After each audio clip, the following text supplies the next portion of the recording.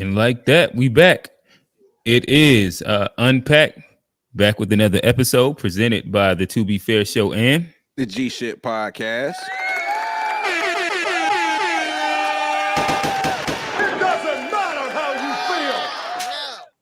I can't tell y'all how many weeks straight that we've been going, but we've been going for a minute. And this is going to kind of be our quote unquote season finale for this season. We have a panel full of fellas. Starting to my right, let's introduce ourselves and then we'll get into it. What's good, everybody? It's G, host of the G Shit Podcast. Make sure y'all check that out wherever you get your podcasts, where we focus on family, friends, finances, freedom, and our future, and fuck everything else. Ha. Beside him, talk to us, Charlotte legend himself. Yo, what's up, everybody? Happy to be here. Season recap. Let's get to it. Below him, y'all see the name. Y'all know him. It is FBA Trey. Talk to him. We can't hear you, brother, man.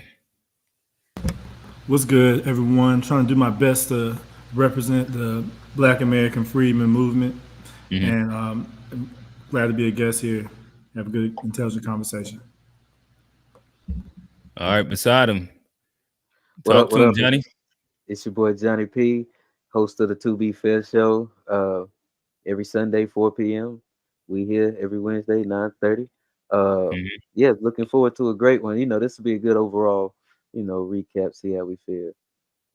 Yeah. And last but not least, y'all see him. He be active in the chats. He's been on here 1 or 2 times. I can't remember exactly how many times he's been on here as a part of the panel. Kofi, talk to him. Hey, what's up, y'all? Glad to be here. This is Kofi from Kofi the Black Critic. This is my channel. Looking forward to another great conversation with you brothers. Let's do it. All right. And so, I know I like to kind of throw curveballs here and there on the first question. So one of our random episodes that we did have was it was a Kevin Samuels episode. And I guess before we get into that, so again, this is the season finale. A part of the season finale and why it is a season finale. On Monday, I will be getting married, and then I'll be, going off honeymoon. So it's gonna be like a little break of about a good 2 weeks, and we're gonna get right back to it. But with that, I feel like it is almost. Congrats to you, man. Congrats. Appreciate it. Yeah, we ain't just gonna breathe. We ain't gonna breathe past that. Yeah, that's black love right there. No, appreciate it.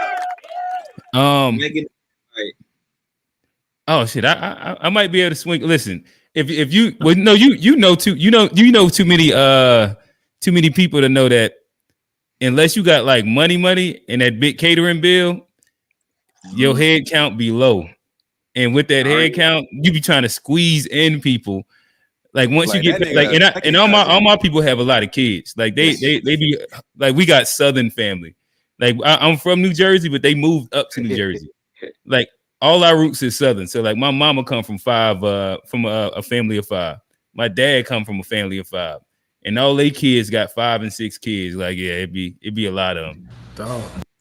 I'm coming for the girls, man. I know they be in the feelings around. And listen, that you gotta watch what is it? The little toss, the bouquet toss? Oh yeah. Be out there like Jordan.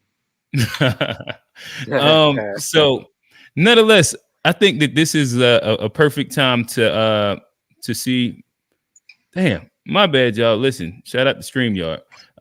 But some words from Kevin Samuels. We did a Kevin Samuels episode. These are his thoughts on a man and if he's prepared or ready to be in a marriage. And we can take that and we can kind of branch that into a little bit of the Kevin Samuels conversation and recap that. But I'll let it get y'all reaction and what y'all think about this first. The question is, how do you find a woman that aligns with your values? For what outcome? Marriage, long term, like just somebody, because I'm trying to build myself up. Hold on. I'm talking to the guys 18 to 29. You're in a different phase. So oh, sorry. But I'll answer the question. Are you in a position to have your wife quit? What, quit her job? Yes. Take care of somebody? I think so. I mean, I'm not. Do you make enough money Do you make enough money to hire your woman? I make about like 50,000 with bonuses or extra bonuses. No, you don't. No, you don't. No, you don't. I mean, that's just the reality. You don't make enough to hire your woman. Yeah, that's fine. Okay. Well, no, not really. The question. All right, so fellas, what is y'all thoughts? Is he saying marriage is hiring a woman? Is that what he's saying? Well, yeah, I guess in the sense of her needing to quit her job or have the ability to quit her job. Do y'all agree, disagree with that rubric for? It seems like he said younger, it's a little different, but 30 plus, you need to be able to hire your wife, make her quit her job. In the sense of like fully take care of her. I know I hear a lot of women say once they have to get pregnant or they first have the baby, they don't want to work during pregnancy or the first 2 years. And so with marriage, I think it's that idea of like, if you had to be the sole provider, could you? And I guess from this rubric, you're not ready. You can't. I wouldn't say I totally agree. Everybody's situations are different. Everybody's spending habits are different. But I do think you need to be able to be the main provider in our society, in this Western society, to be married. Like I'm starting to feel like it's a rich man game, although it's not. There's always exceptions, but overall, it seems like you need to be able to take care of everything by yourself. Gotcha. So, so you said, well, you kind of said that you didn't quite agree, right? Yeah, it's really each his own, but it would be nice if you did. Yeah, there are some women that love their careers, are passionate about what they do, and it brings home income. And they don't want to stop, or they don't want to sit at home all day. But like I say, those are the exceptions. I think a lot of them are leaning towards finding a man that can pay the majority of the bills, and they can be like a housewife, and So you think that most? So do you think that most men need to be able to quote unquote retire their wife, retire their woman, to get married? I think if you're a man and you seek marriage, that's going to open up your options if you can offer that, like, I can fully take care of you. Like I say, it's always women that maybe not on that page, but I think the majority, here, other countries I've been, they want the man to be the full financial provider, and then provide other ways, whether it's emotional support or cooking, cleaning, nurturing, managing your business. But mostly, when most women's ideal man is the full-time provider, in my experience. Okay. Trey. First off, I like how you picked this clip because people always talk about him being overcritical of women, and then they forget that he did a lot of encouragement for men as well. And I think that's something good to aspire to. What he said there, but he didn't say retire his wife. He said hire her. So that means she'd still be doing something like productive and contributing, but she just wouldn't have to go to work and listen to let another man be her boss. You would be the one who, she's working for you. And ideally the same way that she would treat her boss, but she'll listen. That's the thing too. I think if you hired your wife, would she treat you the same way that she treated her boss? Or would she take advantage of that, And that's a very interesting thing because she'll take orders from her boss. But if it's her man, I don't know. I can't say for sure that she would just jump to it the way she would at work, especially in this day and age of feminism. So that's my thoughts. So do you think that a man should be able to hire his wife? Is that a prerequisite for most men just to get married? I mean, should that be a prerequisite? Or is it a prerequisite? I guess maybe it should be yeah. I wouldn't say a prerequisite because then really nobody would get married. And the people who could afford that might be able to afford to hire multiple wives. And I think we go back to the age where that was the norm, so I don't know if that would even be feasible. Okay. So, Johnny. I mean, I think if you're getting enough money, idealistically, you got the infrastructure set up to where you could do that. Like, who wouldn't want to do that? Like, who wouldn't want to work with the family? Realistically, nah, it can't be a prerequisite. You gotta like realistically, like a lot of women are making a lot of money, and it's like I think that only can be to the benefit if we work together. I think two incomes are better than one. Idealistically, I would love to have enough money to hire my wife and put her on the team and let's get it together. So I mean, but to get married, I don't think it has to. I think you can still get married and continue to work towards that goal.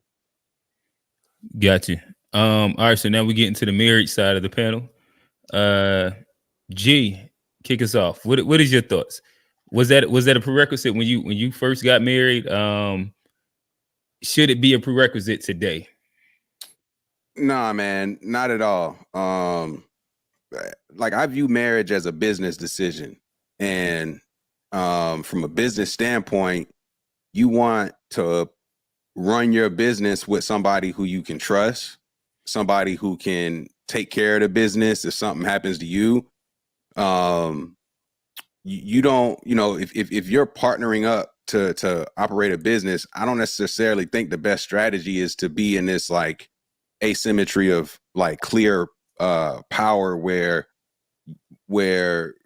you're with this person because you can kind of control this person, in other words. And so I feel like the real prerequisite for a man pursuing marriage is being able to take care of yourself. One, like, have you established the ability to provide for your own self? And then two is like, do you have the ability to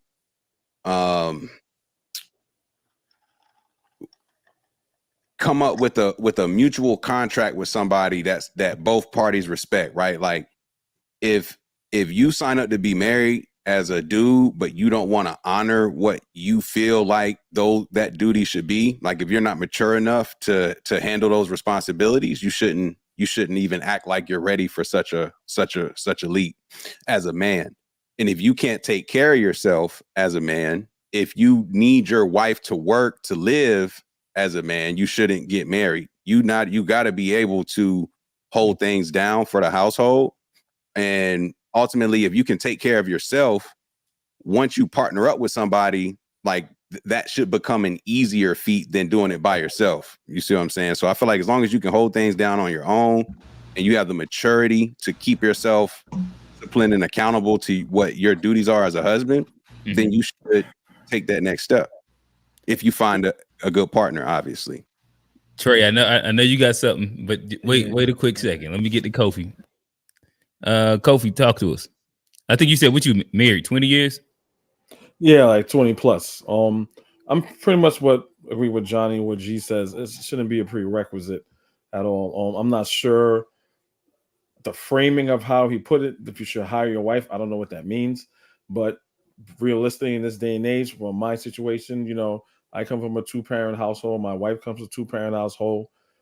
We've seen both of our parents work, so to us that's just natural. Obviously, if we're in a position to, hey, look, you could stay home and everything will be paid. I hold everything down. That's fine. I mean, there are instances where I have 5 children, so and I have 2 sons. My wife was pregnant for like about 2 years, so she couldn't work for about 2 years. I was holding it down, but would it help if she was working? Yeah, but she wasn't able to.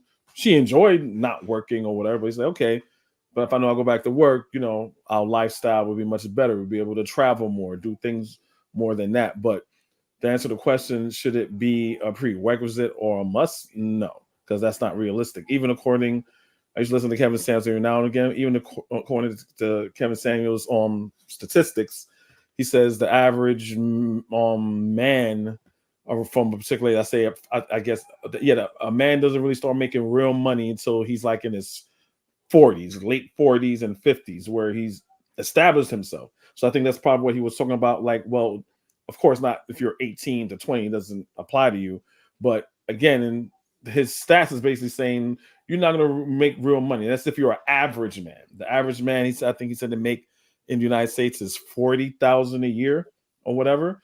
So for a man to make enough money where his wife doesn't have to work, we're talking about what's the term they use? The type of man that most of these women are looking for. Oh, a high value man. Yeah, high value man.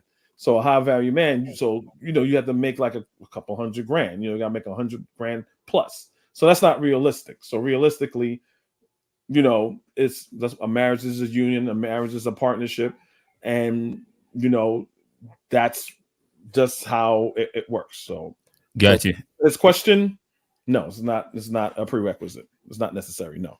Gotcha. Trey, you want to hop in?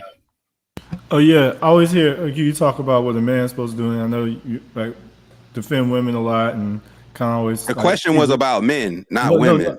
No, I understood, but based on that, like, I'm curious, like, just from your perspective, can I ask like what a woman should be able to, like, do you expect anything from yeah, her? But that wasn't. I can answer that question, but that was not the question at hand. I understand that. So we don't have to get into it if it's too off topic, but it seemed like a lot. So that just begged the question of like what seemed like a lot, by the way. Like what's a lot to you? Man, you listed a lot of different criteria for what a man's supposed to do. So I was like wondering. Listed two things. Those two things. Two things that he needs to be able to take care of himself, right, and be mature enough to hold himself accountable. Oh, that's it. Boom, that's it. What do you disagree with there? I wasn't taking notes when you were talking, but I agree with those two things. But I could have sworn your answer was a lot longer than that. But I'll digress. All right, so all the other fellas, I know kind of Kofi and I know G explicitly lined out this the answer to this question. But to y'all, what does a 30+ year old man need to have in place before thinking about marriage? I would basically say at that point in your life, you should be able to master your finances and know what your goals are, what you want in life, what you want from yourself, right? And where you're headed in life before you look for a partner to partner with somebody, right? So you have to master yourself, know who you are, know what you want, what your goals are. So when you do find someone, you know who's the right fit for you. All right, so that sounds like financially stable. Everybody agree with that? Yeah, that's pretty spot on. Okay. I think maturity might be thrown in there because I think there's a certain level. Niggas repeating what G said, but I guess that was a lot. It's like I get accused. I don't like the false accusations. I had a little internet issue. My bad, bro. But yeah. I mean, if you said that, I totally agree. Now, Johnny, I agree with you, bro. I agree with what you said. Yeah. This is infighting right now. This is G and Trey. But now, A Black. 10 notes. Yeah, I honestly think, like I said, it's not really a blanket answer. Like it depends on the type of woman you want, the quality of woman you want. So let me ask you this: is there anything that all 30+ year olds should have in place? I mean, I think you had a bare minimum things: a car, your own place, or at least a suitable place. Because I mean, you can have a nice place and be having a roommate or something. And a steady income, at least the average or above average income, which I put in the chat. 45,000 is the average. I mean, if you solo by yourself, I feel like you should at least be at that 50K range. But like it depends on what type of woman you want. Some women, all you need is a car to impress them. Some women, they looking at your credit, they looking at your family background, they're looking at a lot of other factors. So that's why I say it depends on the quality of woman. And typically, so we start with Kevin Samuels, the men and the women are looking for high value men, and the men are looking for the baddest bitches, or whatever. So he bases his criteria around what that group typically likes and what they typically select. So if you are seeking this, this bad looking bitch, this foreign chick or whatever, who can have any kind of man, you have to come with a certain income. You have to come with like a certain mystique about you that's above average, that's not average. But if you are comfortable with who's available to you sometimes not asking for as much, so it just depends on what you like. If you want this high value man, 6 feet, looks like this, makes this amount of money, you might want to look like this and have this body type, like he says. If you're a man and you have a girl that's courtside at the games, like, you got to come with a bag, because you don't see with sex workers, and there's not no diss to them, but it's like you see what people are selecting. So if you want that, this is what you need to be to get that. But there are people in your lane that's cool with what you got already. Usually people kind of want more than what they are in most cases. Gotcha. All right, Trey, talk to us. Man, I think what women want today is a lot more than what I think typically women wanted during like our grandparents' era. Because I've never seen so much designer in my life, Like I think our grandparents' era, they would want to get older and get a Cadillac. Nowadays, a lot of women, I mean, not all, there are definitely some women that aren't very materialistic, but I think materialism has really taken a different form with this day where everyone can pick up their phone and they see what everyone else is doing, keeping up with the Joneses. I think that does, if the pressure is on men to provide all of that, especially at a younger age, that's a lot of pressure. So I think if you find someone who is a builder, or if you're on your way up, I think that's probably a better avenue for women. I think it's also, as a man, if you get to that point, a lot of men who you're not going to go your whole life and get successful and then marry someone your age that wouldn't have talked to you when you were younger. That doesn't seem very fair. So, but the question was, what do men like? What should men have in place, right? Like, I'm curious to hear your opinion on that too, though. Like, from like, what do you think is the bare minimum a man should have to pursue marriage with an individual?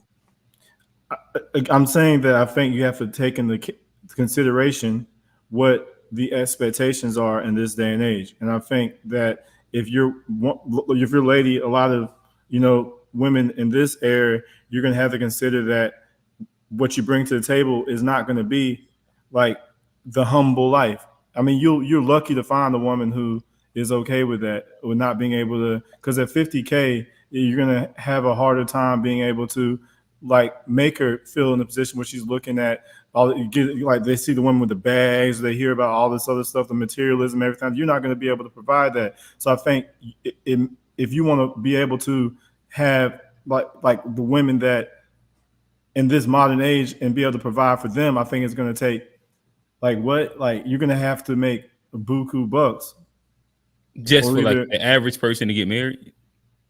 I think unless you find that special someone, because I think so you think most women are looking for multi-thousandaire, way more now than there was before. I think that number has gone up a lot because, again, the social media people are constantly comparing themselves to what else is out there. You think that could be like the loud minority? I don't know, man, because they beating that drum so steady. Like when you listen to the music and you listen to like they're kind of, it's an indoctrination now. You hear people like the comment sections are full of people say, you even hear people talk and even in conversations they like looking for a bag. You see like 85%. No, I guess I get that, but I guess like if we use that same example, yeah, in the music, you would imagine that like every guy has a BBL queen that's bad as hell, and you know what I mean, probably used to be a stripper or something like that. But in reality, and you see like most guys that are dating, they be with regular women. Yeah, but with regular jobs, and they just be together. Dating or marriage, though. I thought you were talking about marriage because you can easily. Especially marriage. It'd be like mad regular people with regular women. They that's what I be seeing. I guess inside like my anecdotal evidence, where like the loud minority for sure would be, whether it's like the Glorillas and Megans and everything that they say they want out of a female, or everything that Moneybagg Yo say that he want out of female. Well, I would say these days there are less married people than ever. So I think that's more evidence of what I'm saying. Like the ones who are married, yeah, but it's like a lot of his sisters are like, it's like 25%, like one in four. Whereas at one point it was like dang near all, like in our grandparents' era, like people were getting remarried.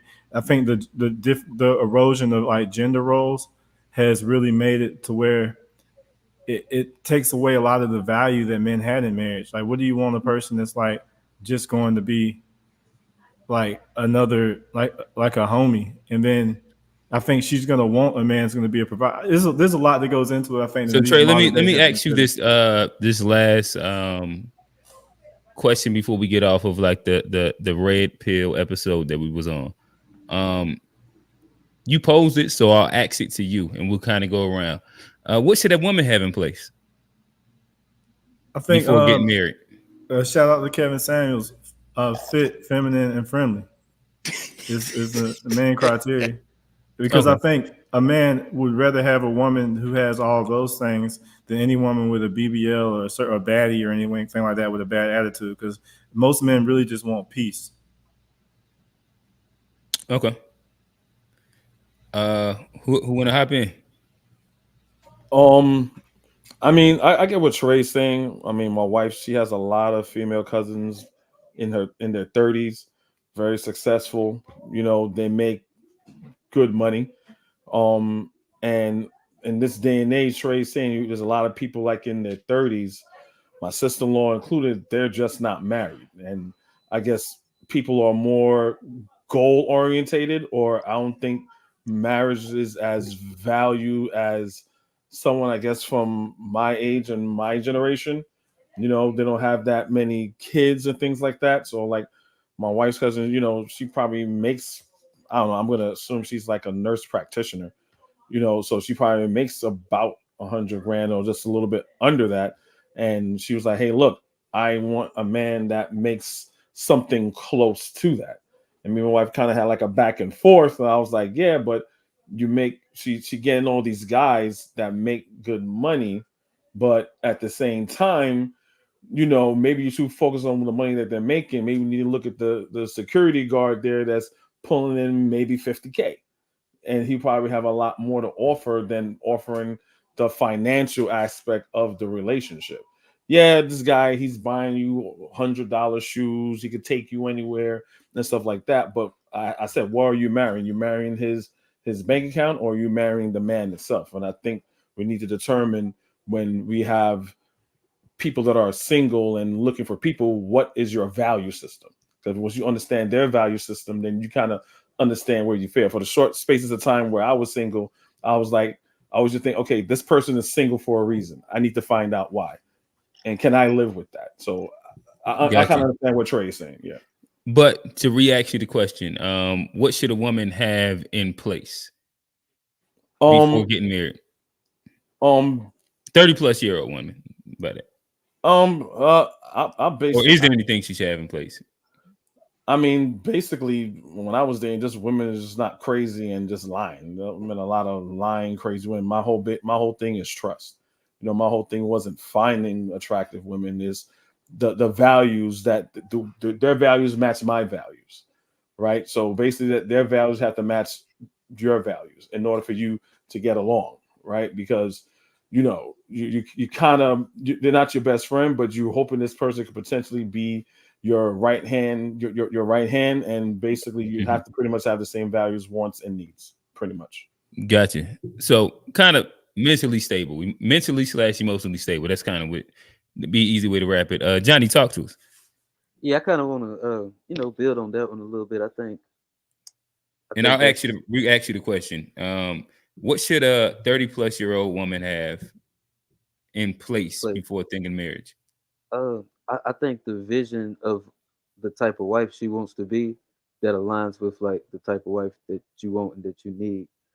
Being that, like, I think, because not everybody has the same upbringing, and some women, some people, unfortunately, didn't have examples of healthy relationships, and sometimes that leads to trauma. Sometimes that leads to you not knowing what a healthy relationship is, and whether you get that from your family, your life experiences, your friends. I think she should have those examples to give a vision of what kind of wife she want to be, and it has to align with, like, the person that you need. I think that's something important, even on both sides too. I think that's something very important. Okay, got you. Hey, and I guess quick housekeeping before we keep going. So we got a few of y'all inside the chat. We plus 20 right now inside. I need y'all to hit the actual chat comment. Y'all done slowed up a little bit. Talk to us. Let us know y'all thoughts. Obviously, the housekeeping would say there are super chats on G-ish podcast page. There's super chats on the To Be Fair show page. Kofi, I don't know if you got super chat set up, but I'll let him. He's also streaming. There is everybody's Cash App listed inside the description. If you like what Trey's saying, talk something to him. I see the support in the chat for Trey. Oh, my bad. Yeah. Listen, the kids told me no Diddy. Yeah. As y'all see, Johnny spamming his. Mine spelled wrong on there, so I just wanted to make sure. Johnny trying to get tipped like a stripper. Tell him, Johnny. Hey, I took notes. He on Onyx on Onyx on Wednesdays. But yeah, nonetheless, talk to us, A Black.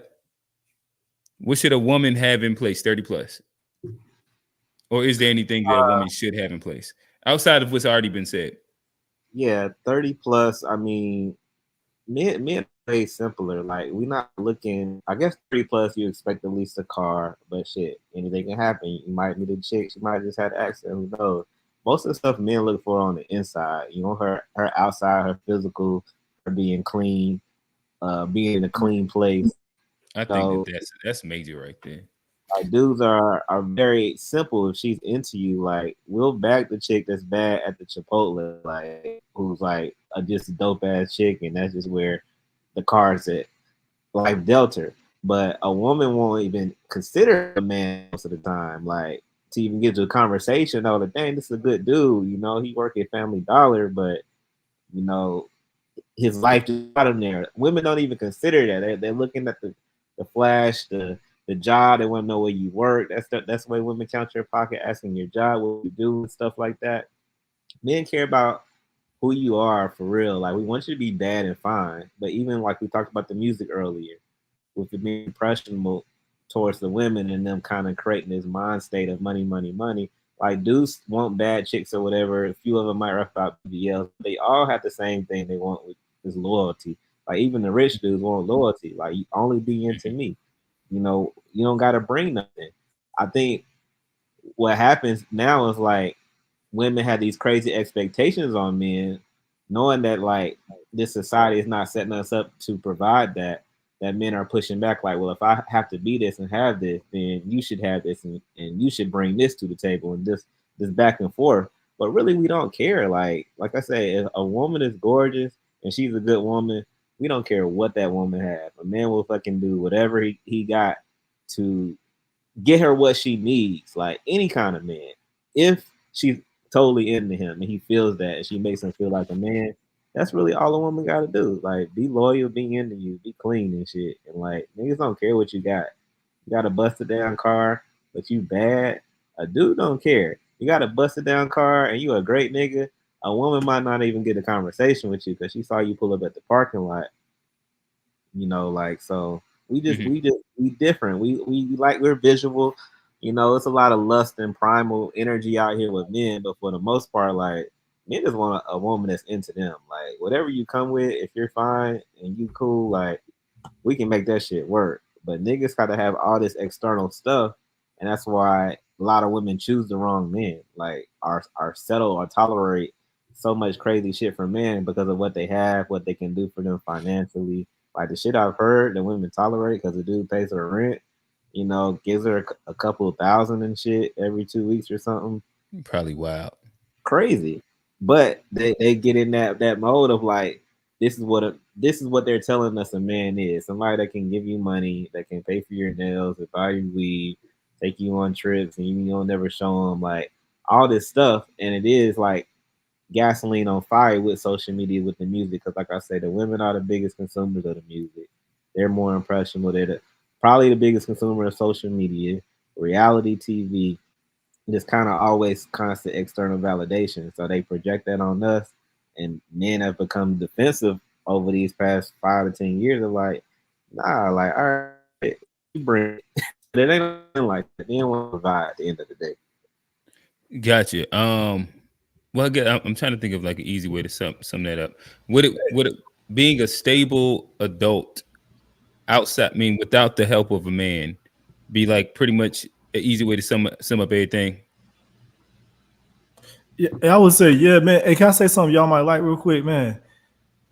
I want to say, hold on, fellas, A-Black, does that fairly my bad. represent what you just said? Asking the panel, my bad. Oh no, that was A-Black. My bad. No, I said, did that fairly represent kind of what, like a quick little sum up of what you were saying? Say your sum up again. No, I just said being a stable adult, like in general, whether that's mentally, not having to depend on like a guy, and where you end up being inside like a very specific scenario, as though you kind of was talking about. I know you hit on like other like tropes that kind of dealt with what men have to do, but like if this was like your little sister, or it feels like your like a good friend girl that you had, what would you tell her to make sure that she had? To me, it sounded like you were saying, like, just make sure that you're stable without a man, so that you don't have to like deal with that as leverage. Yeah, I would have everything that you expect, have everything that you can reciprocate. You know, like that's when you actually deserve something. You can do it for yourself too, and it's nice to find someone that can come in your life and do it for you. But if you can't get your own hair done, if you can't for your own school, or get your way and just do the same things you expect a man to give you or come with, then you're gonna always be choosing somebody that's not good for you. So I would tell him, like, yo, have what you want already, and you know you're gonna attract. Usually, you'll attract people on your level when you got what you want. Gotcha. All right. So G, so far we have mentally stable, emotionally stable, being able to be pretty much, you know what I mean, just a stable adult on their own, to where they're not dependent on anybody, especially financially, clean, loyal. Anything clean else is not even like, if you're not clean, we not even like, you know, we like clean shouldn't even be mentioned here. Like if you're not clean, we not even gonna make it sound like maybe niggas have to make sure that they clarify clean with females. I don't know. but talk to us. Do you have anything else that you want to add to that list? You forgot the 3 F's, but yeah. No, fit. My bad. Fit, feminine, and friendly. Look, I agree with the Kevin Samuels. And freaky, I don't know. Maybe that's the last F. But it definitely is a boost. You feel what I'm saying? Like, bro, here y'all go. But the thing is like, damn, FBA don't like sex either. God damn it, Trey. You said freaky. Yeah, like just not inside like the wildest way of like, I don't know if you take that to like a LGBTQ. I'm just saying it like the way they used to use it in like the 90s when Martin Lawrence used to say. Regular freaky. 19. Yeah, like regular 99 freaky. Yeah, that's all. Freaky ass nigga, you a sister non-God. No, not that one. You're right. I guess like Kendrick has bastardized freaky. You cool. Yeah. I'll take it away.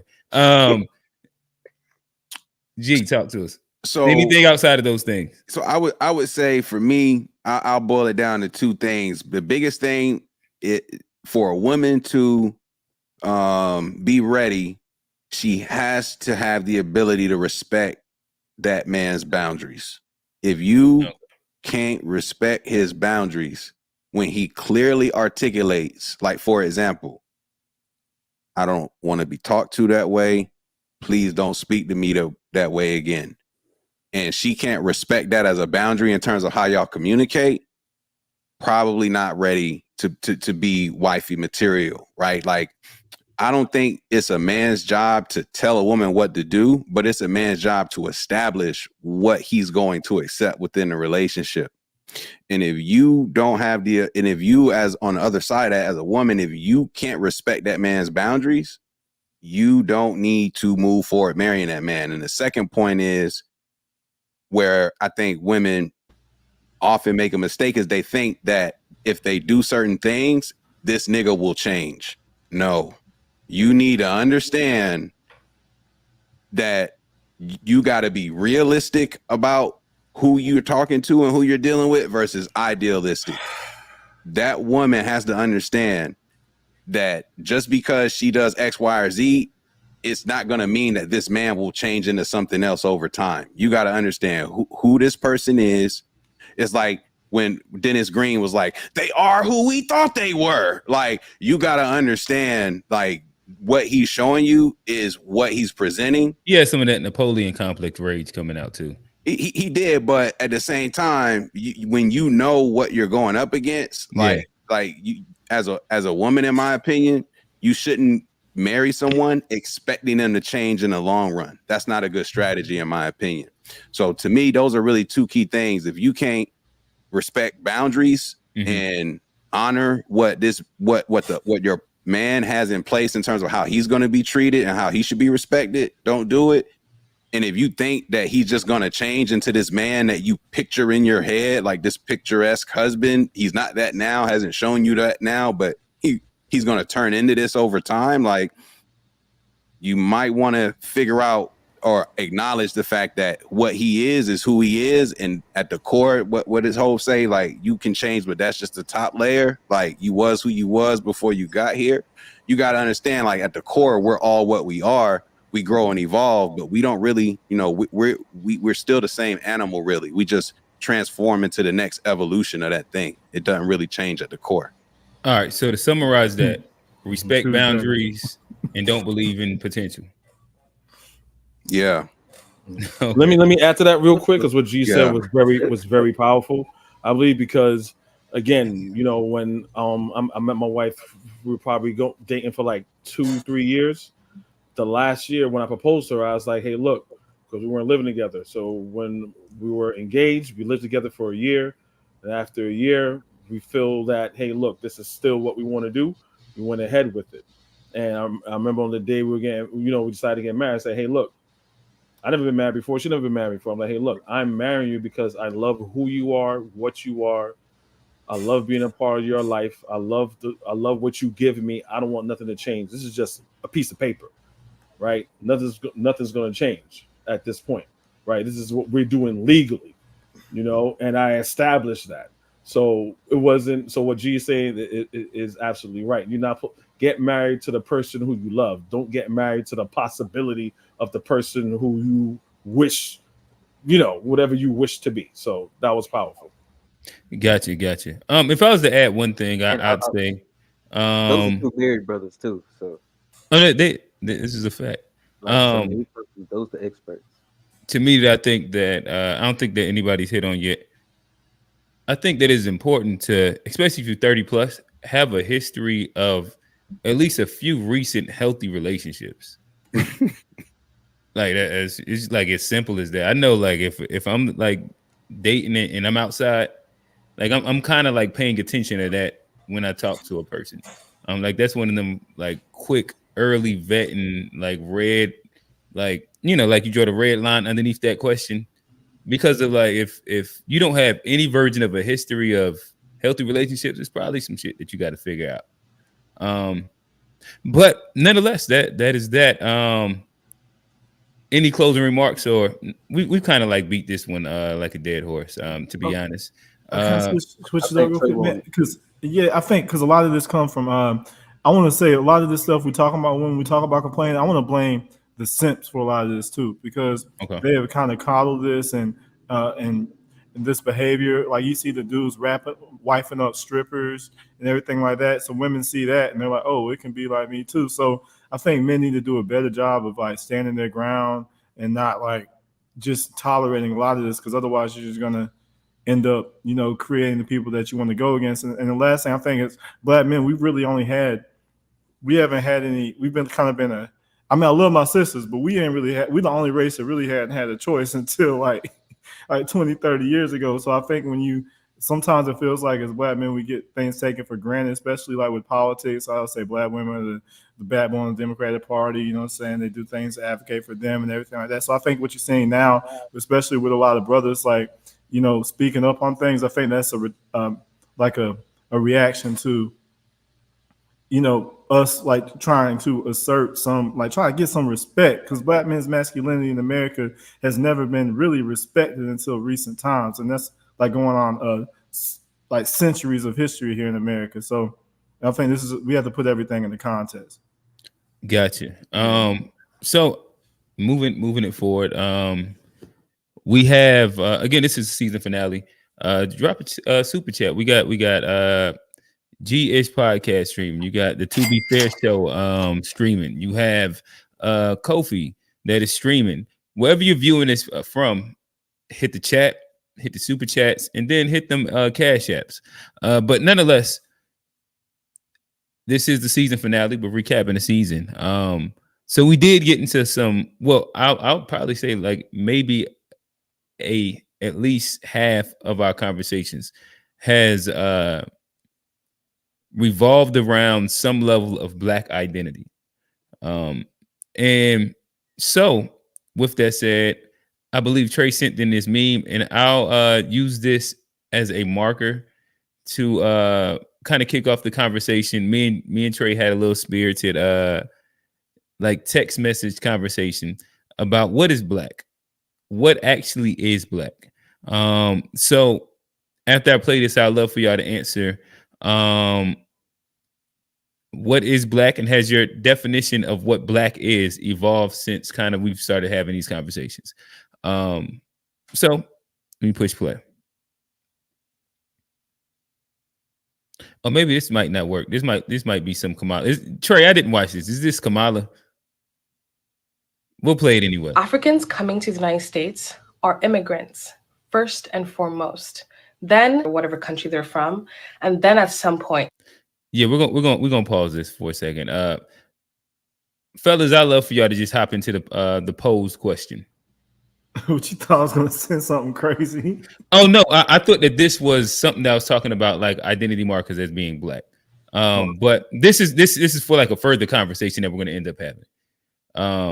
Yeah. So I'll re-ask the question. The question is, what do you define as Black, and has that evolved from the conversations inside season 1? Going in order or just jump in? Matter of fact, we can start this one in order. We'll start with G. And the question is, what is Black, right? Yeah, what is Black? Yep. Right. So what do you define as Black? So I think there's Black in America. Black as American is one thing. I would say it's something that really doesn't exist until people of color come over to America and start to understand that classification system as it relates to race. But even within the Black community, we do need to establish that there's a difference between people who are Black that are from America, that descend, the ADOS crowd, the FBA crowd, versus the other Black Americans that immigrated here more recently. And so I think Black speaks to what you look like in America, ultimately. And that's in large part due to like this idea of a one drop rule that I always heard growing up. Like it didn't take a lot to be Black. All you had to do was have a little drop, but you had to basically be pure to be called something else, to be Indian or white or whatever the case. But if you were mixed or you had a quarter or a third, you were going to be considered Black. So I feel like in America, Black speaks to what you look like, but we can't confuse what you look like as it relates to people who descend from American slavery and people who just got here. Those are two different types of Black Americans, in my opinion. Gotcha. And let me ask, I'm gonna add on to the question. So I'll keep it with you. Can somebody outside of America be Black, or is that just like only a American terminology, colloquialism, whatever word you want to use?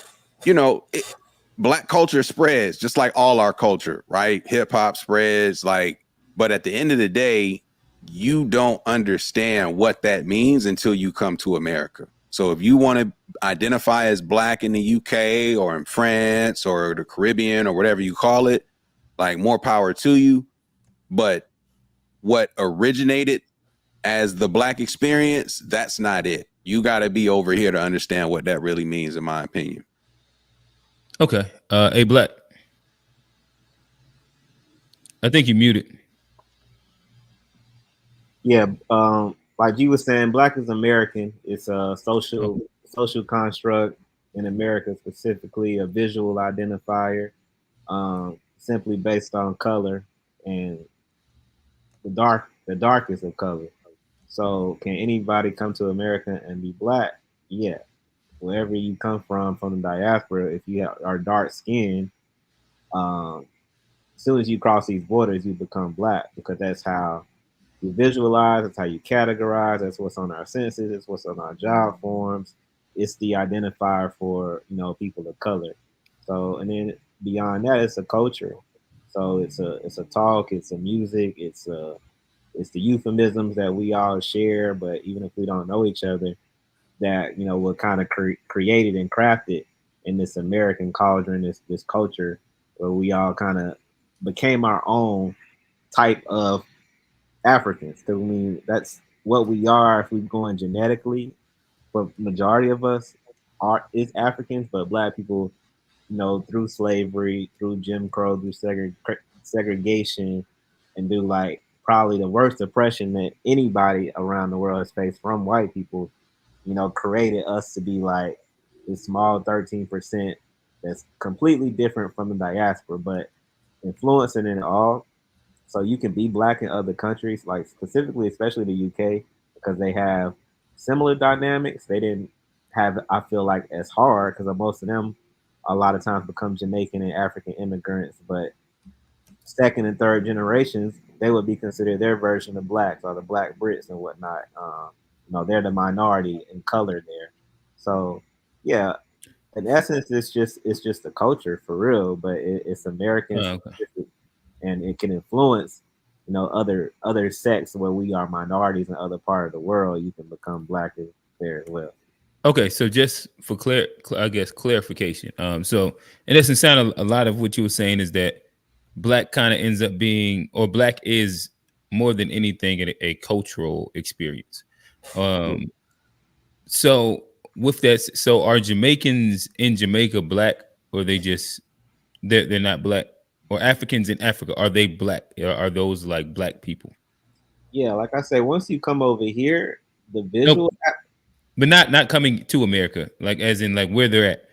No, they are what they are, where they are. They got a geographical reference because they are on their country where They don't. Okay, so I actually don't know this answer. So Jamaicans don't call themselves Black, and Africans don't call themselves Black. This is just a pure. I know it's not a blanket. I know not all of them for sure. Like I know it's definitely populations who don't call themselves Black and they identify as the Jamaican tribe, depending on where they're from, different things. Like, well, is that like a minority or majority? Because I guess like you could say that same thing inside like America. No, you can't. When you can say who has a tribe. You're Black in America, no tribe. What do you mean? No. Hold on, wait. So understand what I'm saying. I said that G said the word identify. There are Black people in America that don't identify under the moniker as Black. Like they use like it's a bunch of different terms that they might use.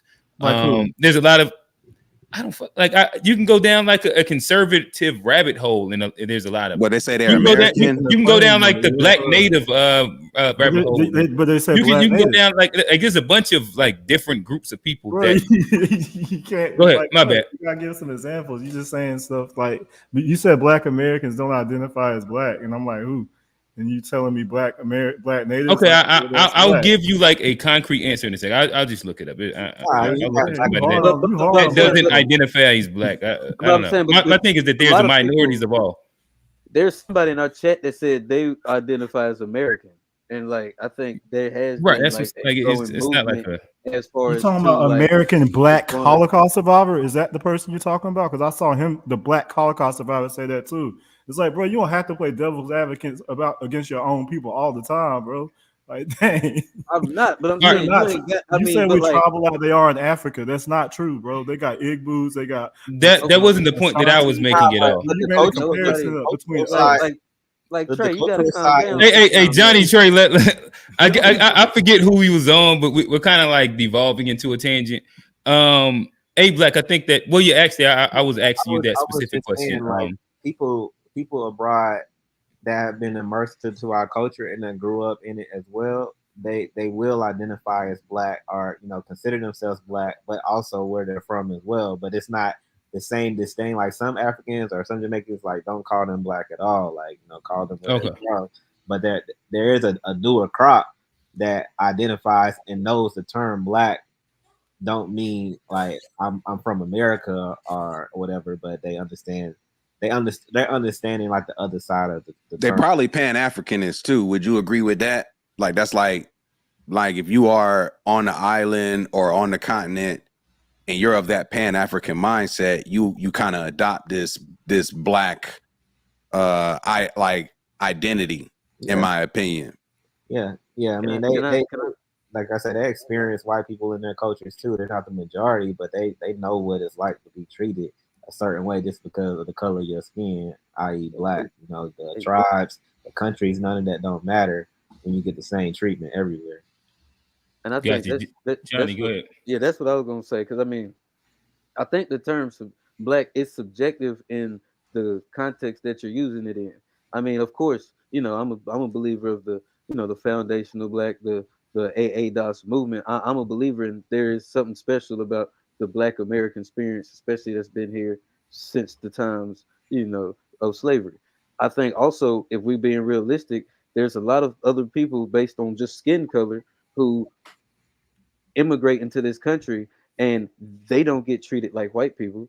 Their experience is a relative experience to what we as foundational Black Americans have in this country. And I think that's why sometimes in the context they use it, they may identify as black, because if you have this skin tone, no matter what your nationality is, there's certain places where you're only going to get treated based on what your skin tone is.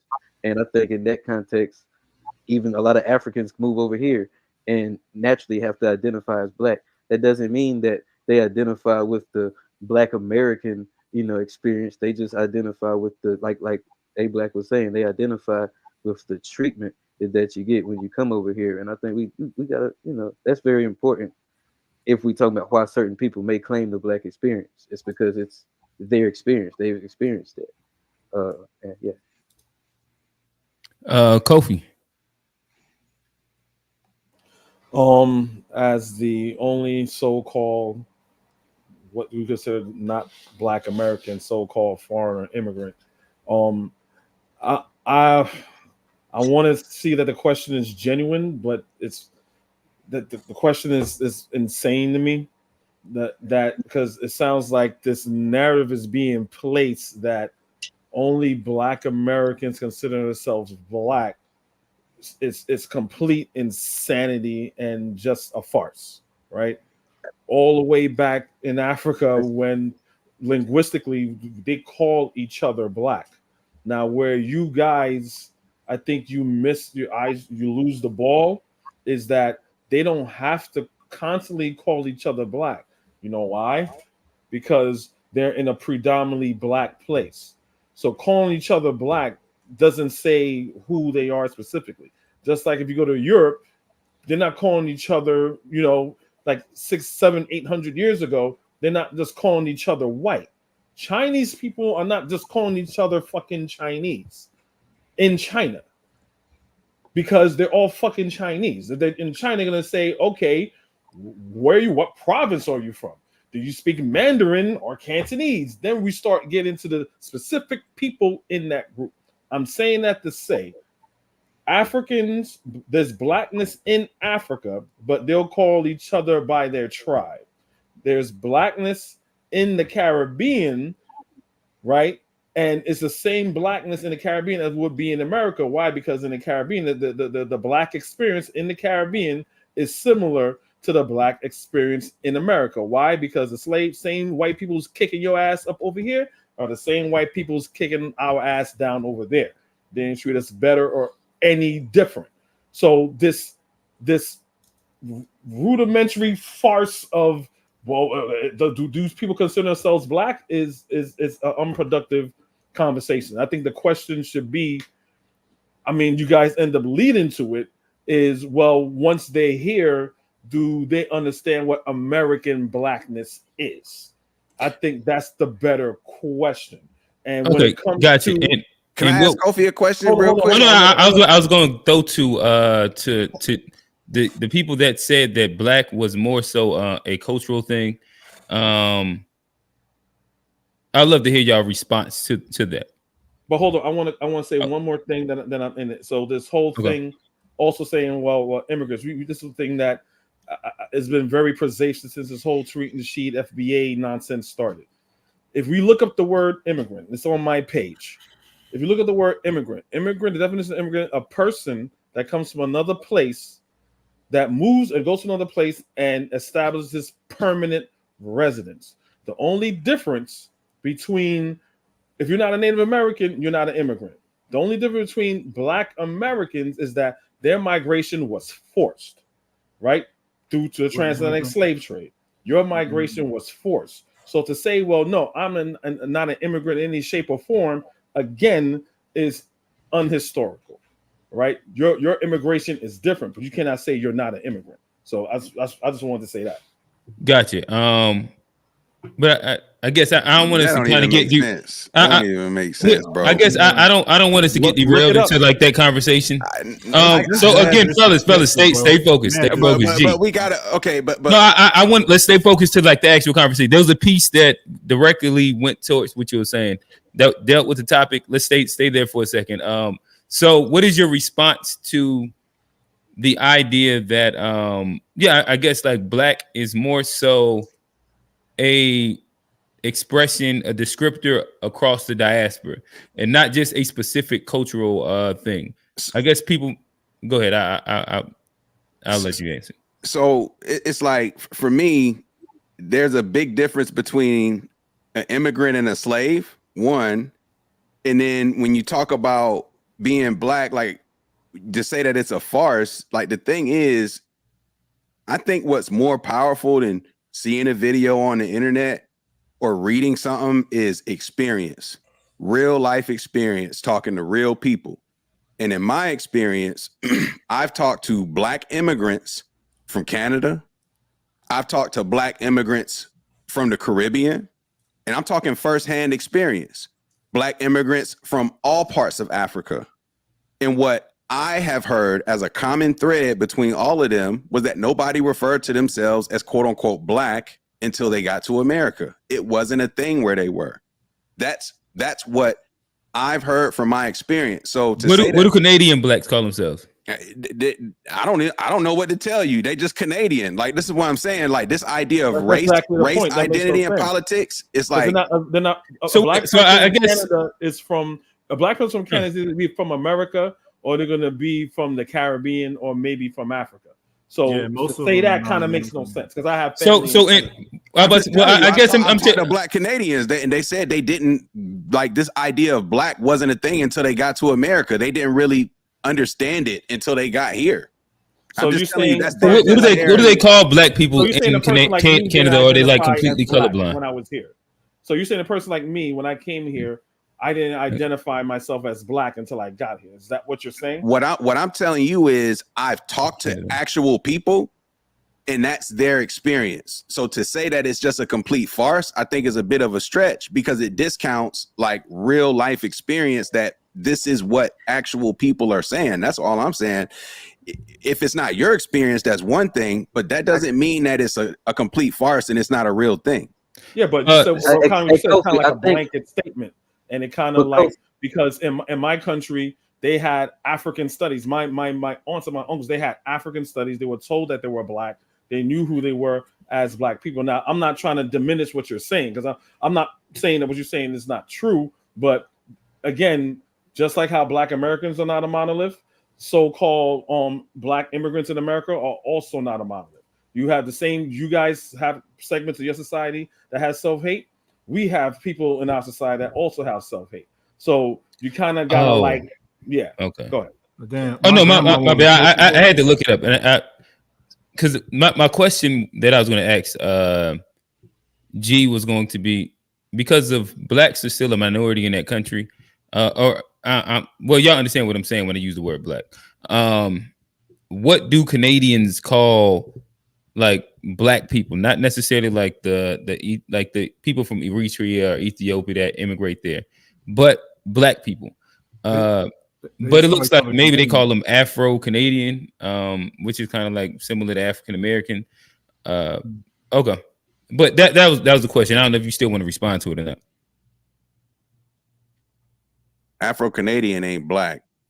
It really isn't, bro. That's the whole like, point. That's all I'm saying. And so Kofi's like, he's about to fall out his chair. So it's like, if that is the point where it's like we don't see it the same way, then that's just what it is. But Afro-Canadian is not black. It's Afro-Canadian. So I guess what does Afro mean? What does Afro say? Because we weren't even called African Americans till the 80s, my nigga. Like this idea. The white man names you nigga, and you guys go up about that. No, so whatever the white man called you, that's what y'all went by. Bro, that's not. You didn't have you had a self-identification, and that was beat out of our black asses. So whatever name you're calling yourself is not the name that you had before you got off the ship. And neither is it Jamaican, nigga. Neither is it Jamaican or anybody else. Exactly. All these niggas colonized. What are you talking about? I'm not denying that. So what are you talking about? Blackness is something that sounds like you cultivated all on your own, like the name. No, it's not. Whatever the white man. It was cultivated in America, is my point. It was cultivated in America. Who are you to tell us, Kofi? Like, why do you have his vitriol? Because I know history and I can read. That's why I can. Hey, fellas, really quickly. Who are you to tell us? Fellas. So really quickly, things. We're getting close to like that space where it becomes contentious, and we're not even going to like listen to each other or have like a full conversation. Because we're just kind of, trying to overtalk each other's points. So, G, I guess I'll ask you this question, and we'll probably kind of like go to whoever the next person is. So, this is just like inside like some of my like very sophomoric like understanding and research. So, when they say like Kemet back in the day, and they defined it as like the land of black people, or when like the term like I don't know, almost like the etymology of negro, negra, and it starts all like the idea of describing black. Is that different because it's like it's synthesized through a different language, or is that not necessarily like the exact same descriptor that black specifically is, and it's just translation? Yeah, it's way different because it's almost like America is an institution that classified people as X, Y, and Z, and that really defined like how you experience life in America from the start of the country. When you compare calling motherfuckers Moors or Negroes, that was like just a motherfucker calling a nigga a Moor and a Negro. Like it was more like it wasn't an actual thing where you had to stamp a thing, identify as a Moor, claim that you're this or that. It wasn't like it was in America. It wasn't a classification system. This did not exist until America, the experiment of America started. Like that's my whole point. So they're not the same, not only because of the words and the language, but the culture. Like what made someone black or Moorish or whatever in Europe or in the Arab community is not what made you black in America. They're two different things. Can I respond to that? Well, I guess let me let Trey get in, and then yeah. First off, this vitriol and content is what really sparked this FBA movement. Because like behind you have a picture of a person calling them a black culture vulture. My grandmothers and my grandparents all said that they were Native, and they had said they had Native roots. And a lot of Black Americans have that sentiment. So if you have a picture there calling us like our grandparents culture vultures, man, that's very disrespectful, bro. And we all know that even in Africa, some of them treat each other worse than white people are treating us in present day. Because in Nigeria, they have civil wars, they have tribal beefs and everything like that. So if they're all black, then what's all this tribal stuff going on? We all have all these wars back and forth. And second, I guess I reject the one drop rule to answer your question more specifically. I think black is a culture. That's why we have FBA / Black American Freedmen / ADOs. That's a lineage. So I guess you can be black in Africa if you put black empowerment first. But I think when we have this blanket blackness, one drop rule BS that we got from the colonizer, who before he came around, we were our nations. We were not just one big global Negro. I think when we adopt that mentality, it puts us vulnerable to have Trojan horses that come among us that don't share our They don't really care about our people. They don't care about our struggle. Because why would they? They don't. A lot of us have. Our grandparents might have known each other back in the day. For all we know, you know what I'm saying. We have cultural ties. So when we have Trojan horses like that, we can have our Joy Reids who are leading us astray and like just shilling for Democrat more than putting them first, and then we can open up for Obamas and Candace Owens, and then Kamala Harris's, who they put on this black cloak, and then they come in, and then bam, they don't do our bidding at all. So blanket blackness will be the death of us, bro. We gotta stick to our lineage, and if you show and prove that you're about black empowerment, I don't care where you are on the globe, you black. But when you start putting all this stuff to the if you have separate ties, or you don't like this other person because they're from another tribe or something like that, and you're willing to go to war with them, or you siding with white supremacists and all the other stuff, and you come over here and you're saying we don't need reparations or anything like that, then we need to treat people the way they treat us. And also that applies to the Negro escorts that bring them amongst us and then vouch for them and put us all in danger. I think they need to get the excommunication as well. Because every revolution starts with weeding out those among us who are saboteurs, because that's the easiest way to destroy a revolution is if you destroy it from within. So sum it up, that's why we got to get rid of global blackness. Just because you're melanated means that you're family. Nah, all skin folk ain't kinfolk. We should know that by now. Gotcha. And before we go back to you, Kofi, Johnny, round us off with your opinion. I mean, what is black, and has it evolved over? And that seems like it's a question of is it? Oh, you did? All right, my bad. Then shit, we can actually respond. Okay, go ahead. Because like I agree with what Trey said. Like we like, and I think Kofi's experience is like there's a certain thing that comes with the black experience that you just can't deny. You can't, and like you say, people. Trey said the Trojan horses, and we do have to start with ourselves. And Trey, that's why I say we have to be able to criticize black people if we not gonna. Like it can't all be roses. Not Huey Newton and Michael and Magic and Martin Luther King. Let's start with Joy Reid and Candace Owens, because you defended Candace Owens, but you said you said Huey Newton might be a crackhead. No, bro, that's not what I'm talking about. Who you voting for and who Candace Owens voting for? Are y'all voting for the same person? Yeah, I'm leaning Trump right now. I'm Trump over Kamala. Trump over Damn, Kamala. Johnny. But I'm also voting for the same person as Nick Fuentes and the Proud Boys. So I mean, it's policy. Oh, Trey, you can't be saying that with your chest out. Come on, brother. You identifying with the Proud Boys? You're identifying with the. All right, listen. I think right now we're getting into a later question. Was going to ask, is voting for Trump off code?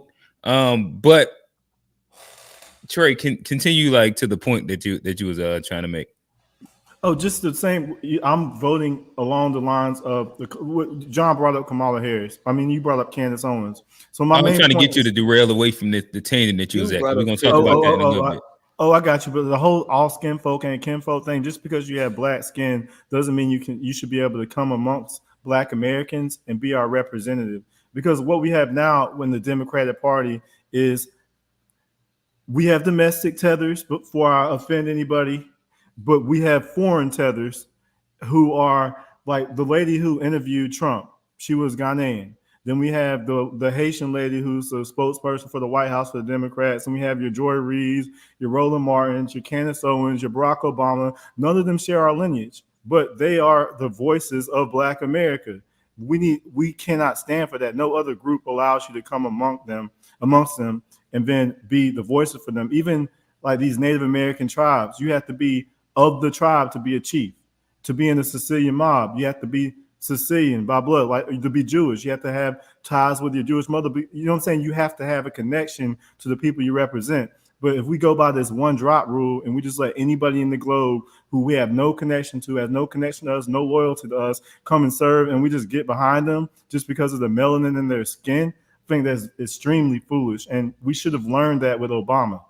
If we're gonna repeat that same thing with Kamala Harris, then I give up, bro.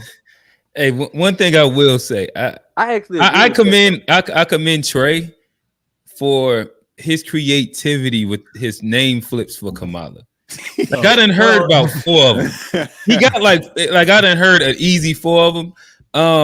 Kofi, I guess. I'll respond to that first.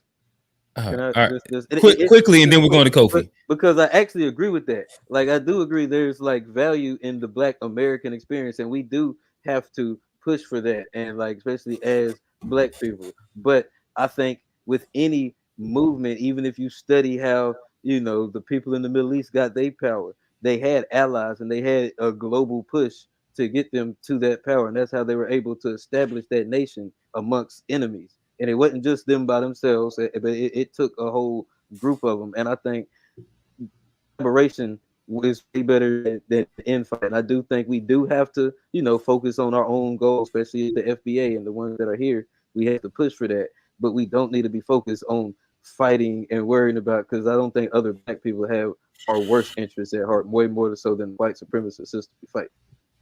It's very naive, John. And so this will be a question I'll ask y'all to kind of to wrap up the what is Black section. We'll try and keep our commentary. Let's try and keep it under 2 minutes. Obviously, I ain't gonna put the timer up, but I know we can kind of push. I mean, we got a couple more topics that I think is going to be really important to get through. What is, when y'all say Black culturally, what do you mean by that? Kofi, we'll start with you. First of all, before I answer the question, you have to remind me. A lot was been said, and I kind of want to address mostly what Trey has been said. And quick. But I got you. Why I gotta be quick? They said a lot of things, and I know. Well, right now, as we're moving just the conversation forward, this is going to be for everybody. Like I said, this round we're going to try and keep it quick. Yes, acknowledge that. I'll give you like an extra 30, 45 seconds to respond. But then, if you want to use all 2-3 minutes for whatever you want, I can't stop you. But just to keep from not getting to like all the things that we have on the list. And we got 6 people. Yeah, but it's like 2-on-1. So you know what I'm saying? There's things I wanted to address. That's why I let people go, give people their time interrupted. But whatever, I'll just go because I'm wasting time anyway. So Trey was basically saying that my backdrop is offending his grandmother and all the other stuff. My screen is basically just to say that they are, and you guys had a guest on here the last time I was on here, and Trey and I had a conversation a week ago. We all know, to the guest that you had, he admitted it's like some cognitive dissonance happening here. He says that his great grandfather was in this country, met a Native American woman, and they had kids that gave rise to them, right? So what I'm saying, you have people that have that narrative. That is a Black American narrative. That is a Native American narrative.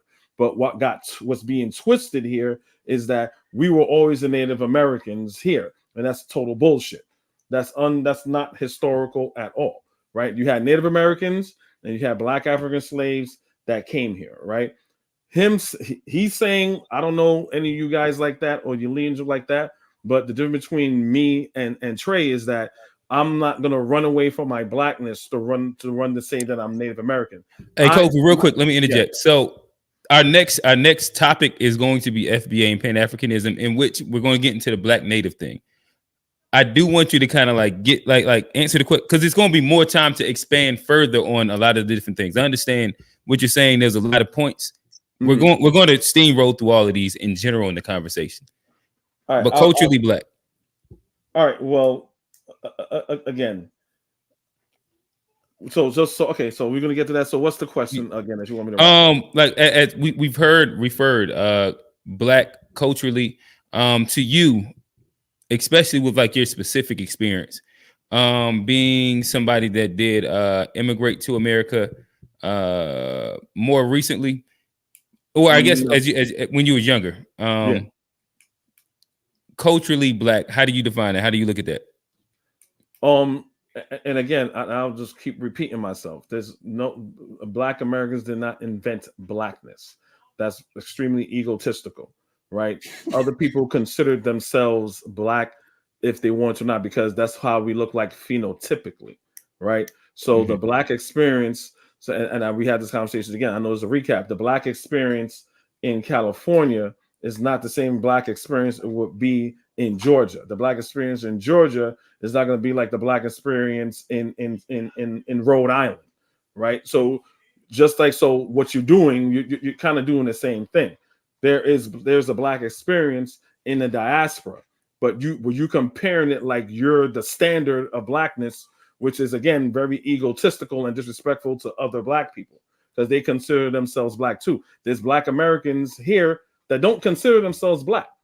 I took a 2007 census and they say, what do you consider yourself? African American, Black, other, colored. I'm like, brother, why is there colored there? We're Black. He said it's someone, I forgot what state it was. They don't consider themselves Black. They fought to be colored on the census. Bro, can I hop in there? So, yeah, can I got you. I will. So just to make sure I summarize really quickly. So it sounds like you're saying Black is not specifically cultural, but phenotypic and genetic more than anything. No, what I'm saying, Black, since we all saying the same genetics, as we come from the same place, the only difference is where we are geographically. So where we are geographically, our Black experience is still different. You know what I'm saying? But we're still Black. My Black exactly. experience. I got you. So what was that a fair like summary of it phenotypically and genetically, but not specifically culturally? Because you're Black. It sounds like you're saying you're Black no matter where you are. But like your cultural experiences might be different depending on specifically where you're at. Johnny. And but I think that's the exact point I said where context matters. Like, of course, phenotypically, we all share a common thing because of the color of our skin. When we're saying Black here, Kofi, in America, you're discounting the Black experience when we say we are Black. And you acting like there's not a unique, you act like this is not the greatest country in the world and it was built on the backs of Black people specifically in this country. And that goes to what like Trey talks about all the time is like you're discounting that when it comes to Black in America. And like, so maybe we should be very, very specific every time we say Black, that we mean Black in America, foundational Black American. But when we say Black, you have to understand that's what we're talking about. And hey, Johnny, where was I disrespectful or disregarding that? That I don't see where I think he just has a difference of opinion of what Black culturally is. But Johnny, you didn't answer the question at all. And I didn't demean Black Americans in my. I didn't say, but just to say that we're not Black, just to say that we're not Black or we're all Black. No, I didn't say you're not Black. I said everybody is Black, but the only difference is that your Black experience in America is going to be different from my Black experience here. To keep it more local, you wouldn't say the Black person experience in Rhode Island is different from the one in Mississippi, but you're not going to say they're not Black. That's why I'm using that analogy. So same thing, just more internationally. I can't say you're not Black because you're in America and I'm in Jamaica, so I'm more Black than you. It's an asinine conversation. My experience is just different as a Black person. That's just it. It's not that hard. I mean, that's fair to say, but I think what Trey talks about, there's a value in what we got right here. For sure, and that's the FBA movement. All right, so you're not going to answer the question? Repeat the question. I was just listening to Kofi. Like what do you define Black culturally as? Like when we say these words, like Black is culturally specifically like a thing, or Black, like American Black culturally, like what do you define that as? Oh, to me, I define it as Black American, like the FBA experience. That's my definition of it. Okay. Yeah, And so all right. So in your idea is that being Black is only an American thing as well, correct? In the context of what I'm saying, yes. Like I think it's a contextual thing. Okay. When I say it, yes, but I can't say if you're in Africa, you're not Black. I can't, Do you use terms like Black people all across the world or all across the globe? I may have in the past, but I kind of think about it differently now, for sure. Okay. G, let's go to you. What do you? What is the question? Culturally Black. How do you define that? Yeah, like I was saying earlier, man, I think black, when we say the word black, it's just like, two people can say that something is dope and it means two completely different things. We could say something is fly, but it don't mean it's nothing in the sky. So words have different meanings. And I think the way Kofi's using the word has one definition, and the way that some of us are using the word has a different definition, ultimately. And so my idea of the black experience is based off of what happened in America, because there was like, who in Africa was screaming black power before it was mentioned here in America? I'm curious, right? Like, there are things culturally speaking, like black Americans don't claim jerk chicken or plantains. Like these aren't black cultural things. Like these are attributed to that region of like Caribbean culture or whatever. Like black culture isn't jollof rice. That's a West African culture thing, right? So like this idea that like we just share all this culture is not true, because these things don't translate in America. Like this isn't something that we embrace here. And so I think hey, G, I guess like to answer one of your questions, or I guess I love to hear you respond to what I imagine like the rebuttal to one of your questions would be. I think Kofi, he made the statement that black people in Africa don't necessarily have to refer to themselves as black because of the dominant society. So it's not specifically a marker that you would need to use in comparison to America, where it's a minority. It's a marker that is like stated in general. So in Africa, that wouldn't be something that they would say because of it's no specific reason to say it. But so then the identity markers, but I guess the idea would be, does that make them not black because of they don't have to say it all the time? Look, like I said, they don't say it at all. We could say fly, and we're not necessarily talking about something in the sky. Like the same word can mean different things. And I think the way we as black Americans define what black means is different than what people outside of America tend to, based off of what Kofi's saying.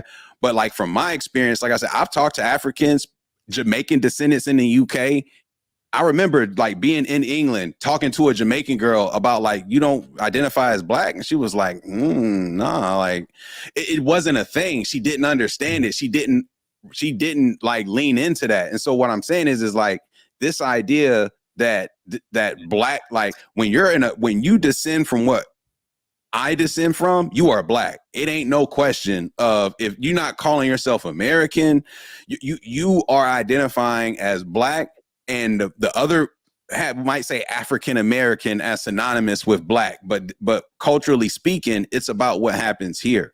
And just one last thing, like everybody has different experiences, but the reality of blackness in America is that there was a great migration from one part of the country where there are reasons why black people are in Chicago, Detroit, Los Angeles, anything out in the West. They migrated there from the South. Okay.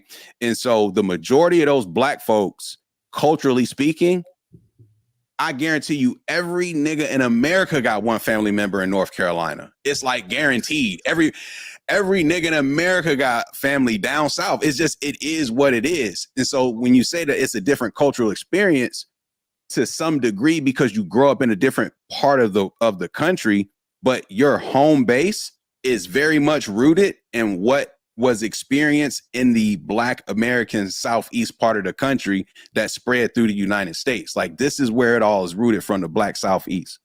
Black, talk to us.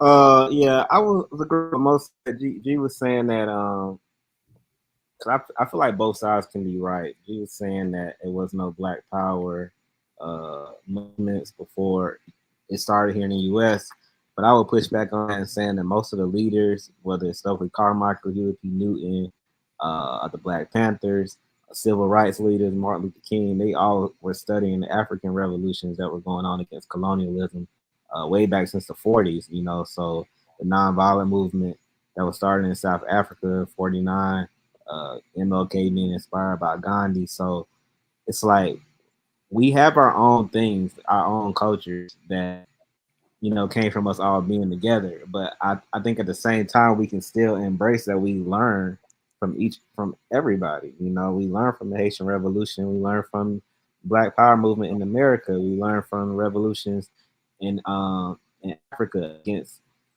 their colonizers, so they can get their independence. So it's like, I don't think we gotta like have this division of like, well, this is us, and like that's what makes us dope. Is like, yeah, a Black person can call themselves Caribbean.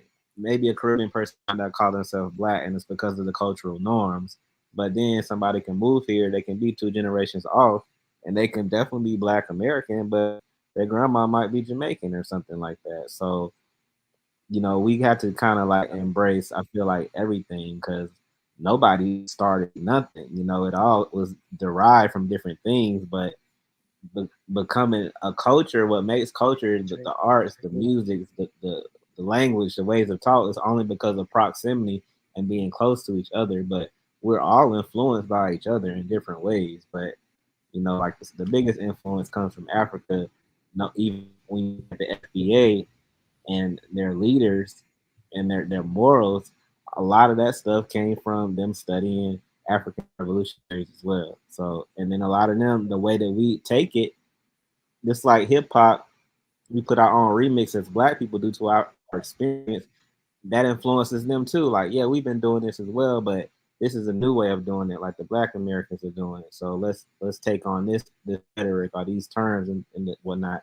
Everybody's been doing the same thing. Black people have been fighting for freedom everywhere, you know, and trying to get equal humanity everywhere. But I think we know what we talk about when we say, "Oh, you Caribbean," you know, you like playing. Are you Black? Are you African? Or you might be Afro-Canadian if you want to like go. Are you from Brit? You British? You talking about in it and different things. But at the end of the day, we all Black.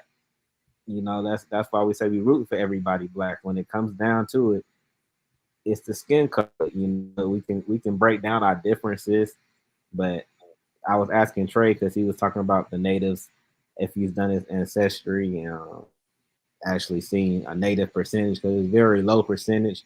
And I know a lot of older Black people would say they have native in them or they Indian in them because it was a way to push yourself away from rape being in your line or being having forced sex being on your line. So I talked to my great uncle about this. Why so many Black people think they got Indian in them? It's like, no, majority are mixed with white, are mixed with Irish, mixed with Scottish in the South.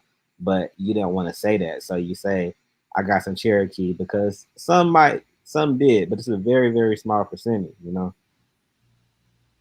Got you.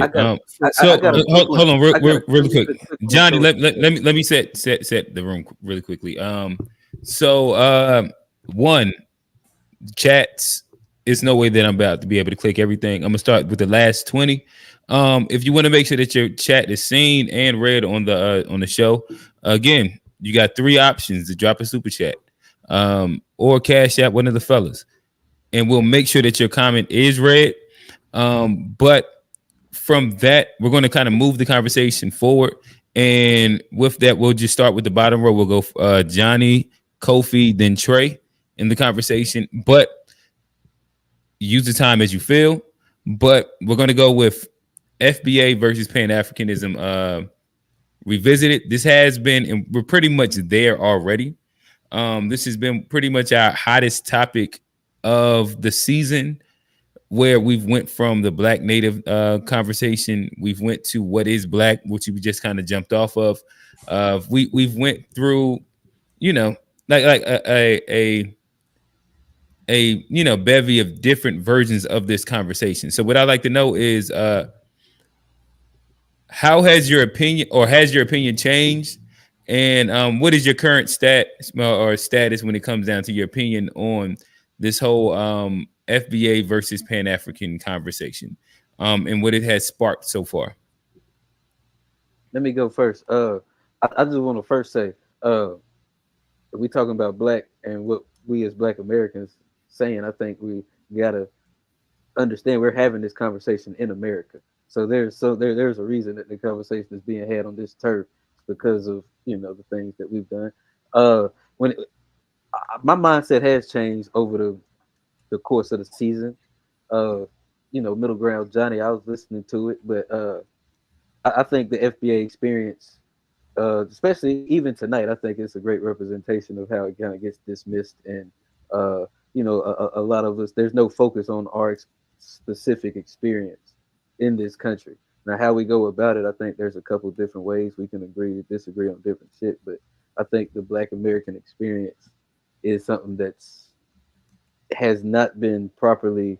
The reparations haven't been there. We haven't been, you know, we haven't got our recuperation for what's happened to us. And before we do anything else, I think that should be first and foremost. Gotcha. And do you think that the division of FBA and the diaspora has been healthy? Has it been detrimental? What's your thoughts? I mean, I don't think it's been healthy at all. I don't know how much.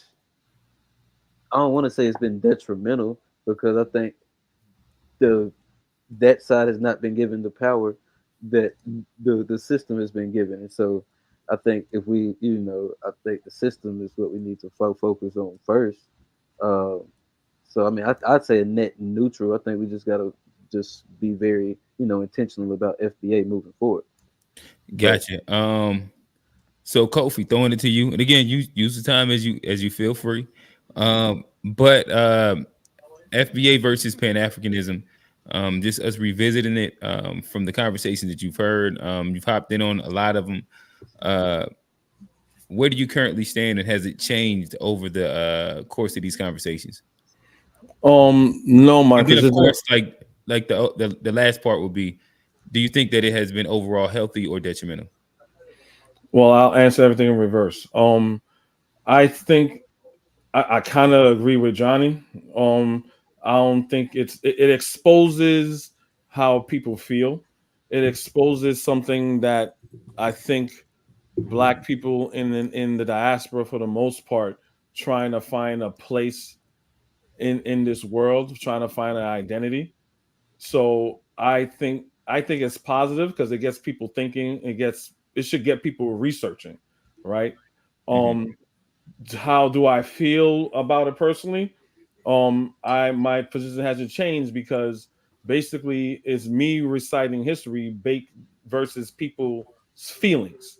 No one's reciting professors. No one's reciting geneticists. No one's reciting anything to uphold their position on the opposite side, except for how they feel and what they think and all that other stuff. There's plenty of Black African American great grandmaster teachers that would be rolling and doing somersaults in the grave if they hear some of this make-believe FBA thing that just was invented. Also, I'd like to say we're not supposed to be using ad hominems, but let's just try. No. Hold on. I'm gonna do some self-house cleaning now, because something was said and it wasn't pushed back on, right?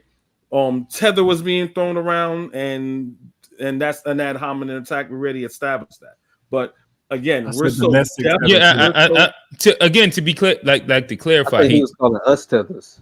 Yeah, he said domestic and which I don't even think that it was like anything directed to a specific person. All right, so I just want to make sure let's try and keep the conversation as healthy as possible to where. Okay, so y'all have no problem with me calling Black Americans porch monkeys then, so and other derogatory. But why would you want to call another Black person a porch monkey? Like, that's my question.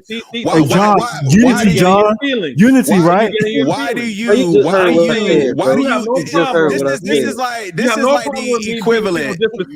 No, this is the equivalent of white people saying, "Why can't I say nigga?" This is like white people saying, "Like, why can't I say the N-word?" You want to call us porch monkeys, huh? Exactly. You want to say something derogatory towards me? No. You, then you got a problem. I want to know why you want to call other Black people porch monkeys. Be really respectful. If you say, "Yo, Kofi, I don't respect you," then I could deal with you on some real shit. But don't be when I had a problem with that. You can hear a mouse piss on cotton. You didn't say shit. The moment I say something that is just all right. So, fellas, then you want to get in your feelings. I'm now going to kind of like hop in really quickly, and like on both sides of it. So now we've gotten to the unhealthy spot of the conversation that unfortunately tends to happen. Because I gotta take it on the chin. I didn't say nothing when he said. No one. I don't think that. I'm just expressing how I feel, and that's a problem. I got you. I think my main piece inside this conversation is that let's actually. So right now we're going to withstand from even the debate part of this. Let's individually answer it because of. I don't want this to just devolve into a shouting match. This nigga wants to call us porch monkeys. Listen, again, fellas, it's going to be impossible for us to have any version of a decent conversation. All right, how about this? If y'all just want to kind of like go into this ad hominem like wild shit, I'm gonna actually take a step back because of again, it's a season finale, and is this what we want? If not, let's actually have like an intelligent version of the conversation. Q, please let me ask one question, bro. Let me ask you. I want to ask every time. So here goes. People go 3 minutes uninterrupted. I want to ask one question. I got no discipline, yo. I want to know one question. Shit. I let everybody talk. Moment I get to talk, again, cut off. There's a sidebar and all this bullshit. You start calling niggas porch monkeys. I want to ask one question. I want to ask one question. It's still my time, though. It's not your time, my nigga. Yes, it is still my time. This ain't even your show, my nigga. Like, this ain't your time. Like, I got a question. Like, you want to participate? So have me kick rocks then. Have me kick rocks then. So do you want to participate or you just want to call niggas porch monkeys? Nah, I'm a fucking man just like you. If you're not going to talk. All right, so again, like now it gets to the point, like it's almost impossible for us to have any version of a conversation as a group. He don't even want to have a convetion. He want to say it's his time. I want my time to answer your question. I just want to get. No, again, my issue is that we've gotten into the point of where it's just fodder. So I wish a Black was here, so I throw to him. FBA, if you can just answer the question, we'll just stay with the question right now because of we can't like avoid arguing with each other. Like right now, it almost feels like I'm inside like grade school or some shit like that. But like I don't think anybody went out of their way to offend anybody until this nigga call it niggas porch again. monkeys. I'm not going to speak. I'm not going to speak to anybody's experience, and this is all. I'll give credence to this. I think that we don't look at tether as the derogatory term it is. So like I know I might not even pick up some of the times when it's said. And if somebody feels offended, same way we can't tell somebody else how to feel offended. I'm not even going to like step into the lane of like even like trying to justify either way or. But my thing is that I would prefer us to have a better conversation and let's talk to the points. So like, again, if y'all want to just like get into what that just was, which started becoming like really childish and y'all yelling at the same time, I think that that's the worst version of the conversation that we could possibly have. You just said no ad hominem attacks, and I said, all I'm just pointing out that and I tried to stop it before it happened. All that I was saying. No, I get it, but I think that, like I said, right now it's probably best. Porch monkeys. Hey, Black, fresh on the scene. Talk to us, brother. Like, how is your perspective? We gonna come back, but like Kofi, to be honest, you were just yelling like back and forth with G and like asking to be kicked off instead of like actually have like y'all aren't having a productive conversation. I never cut his time. I don't cut nobody's time. When I was supposed to go, Johnny was supposed to go. I said, Johnny, you go. I'm trying to be cordial. I'm trying to be respectful. Calling niggas porch monkeys. It's not being reciprocated. Yeah, bro. That don't even make no sense, bro. You can't gaslight a nigga, bro. You can't piss on my leg and tell me that it's raining. You trying to be cordial, calling a group of black men. What about if I call y'all? Like, why do you even feel comfortable calling other niggas porch monkeys? Why do you feel comfortable saying something that disrespect me? You're being fucking selfish. Dude, if you black, you should know that porch monkey. How's a black man call a black man a porch monkey? Nobody threw a shot at you. You don't have to agree with the word. You know what? You can feel personally that word is not offensive, but as used in a derogatory manner. That's the Caribbean word. And if you had respect for me and say, you know what, that's bullshit, but to keep things going, let me respect Kofi. That's not your fucking position. The moment I said something that offended you, then you want to get all in your fucking feeling. That's why, and that's how I know you're being disingenuous. That's all that I'm saying. Treat people like how you want to be treated. It's very fucking simple. But if you don't respect me, then you can't get it. That's all that I'm saying. And we had this conversation before. We had this conversation. But it's not. And you weren't calling niggas porch monkeys. This is all my point. Because y'all couldn't get it. So once I say that, then you not helping nobody get nothing by calling niggas porch monkeys. Like that's what I'm saying. You don't care. You don't really care about my mission like was understanding. No, your mission is not accomplished. Yes, it is, because you didn't care when I was offended. You only care when you're offended. So tether is the N-word for non-black. Like help me break this down. Compare tether to porch monkey. This shit didn't even exist until 2020. What two? Like you're talking about. Tariq made it up. Well, kind of made it up in the derogatory. And manner. you want to adopt language that your colonizers call black people in terms of porch. You want to maintain that rhetoric. That's what you would prefer to do, correct, brother? What you see, me and you are different. And clearly, you refer to your fellow black man as nigga this, nigga that. I don't do that. You call us porch monkeys, right? Because a nigga, a porch monkey, a jigaboo, all the other stuff is synonymous. That's what white people call us, to dehumanize us. But one of the things that I don't like about— I love the N-word, my nigga. Period. Okay, that's fine. We're very different. You're being kind of hypocritical because that's the same word that a very white mindset. You got a very white mindset when he was whipping your ass. You got a very white mindset. But you want to flip it into something positive. You got a very white mindset. That's post-traumatic slave syndrome is what you're displaying right there. Thank you. I don't call none of y'all niggas unless I don't do that.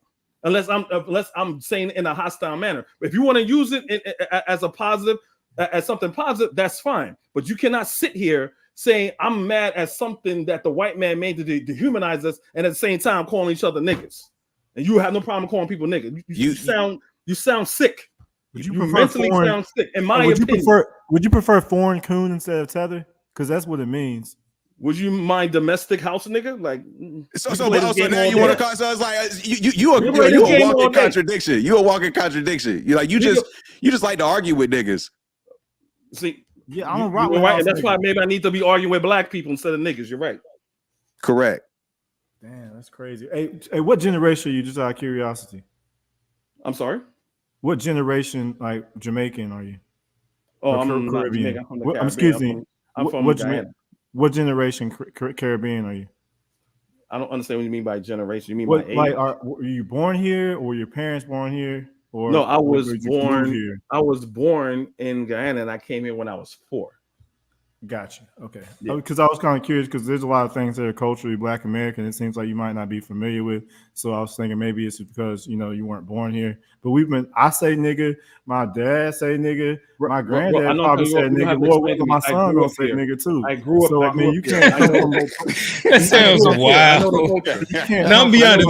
My father's completely FBA, and we ain't say nigga in the house. I'm be honest. Exactly. But a lot of his friends did. That's fine, but like, we got shown videos of black people hanging. That's for sure what happened. I saw those same videos. Black people in the 40s and 30s, they never called each other that.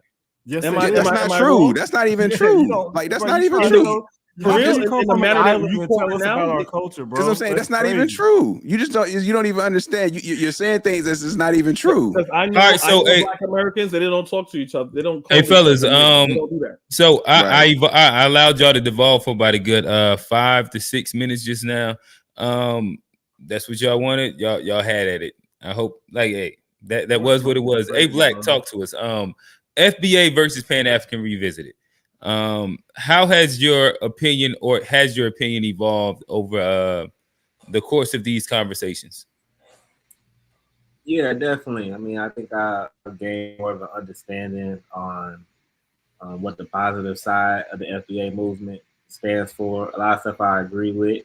Like I say, I just don't think it's a thing that they have to be separate. I think you can be a Black American and know what you built and know what you deserve from America specifically. And I think you can be Pan-Africanist as well and know that, it's power in numbers, it's power in geographical locations, it's power in just multiplying mindsets. Because although there are a lot of people from other places that not ever been here, you'd be surprised like how many people have the same mindset, are the same wants and needs of freedom, of liberation, of living life, of having fun and stuff. A lot of similarities exist across the border. So I don't think they have to.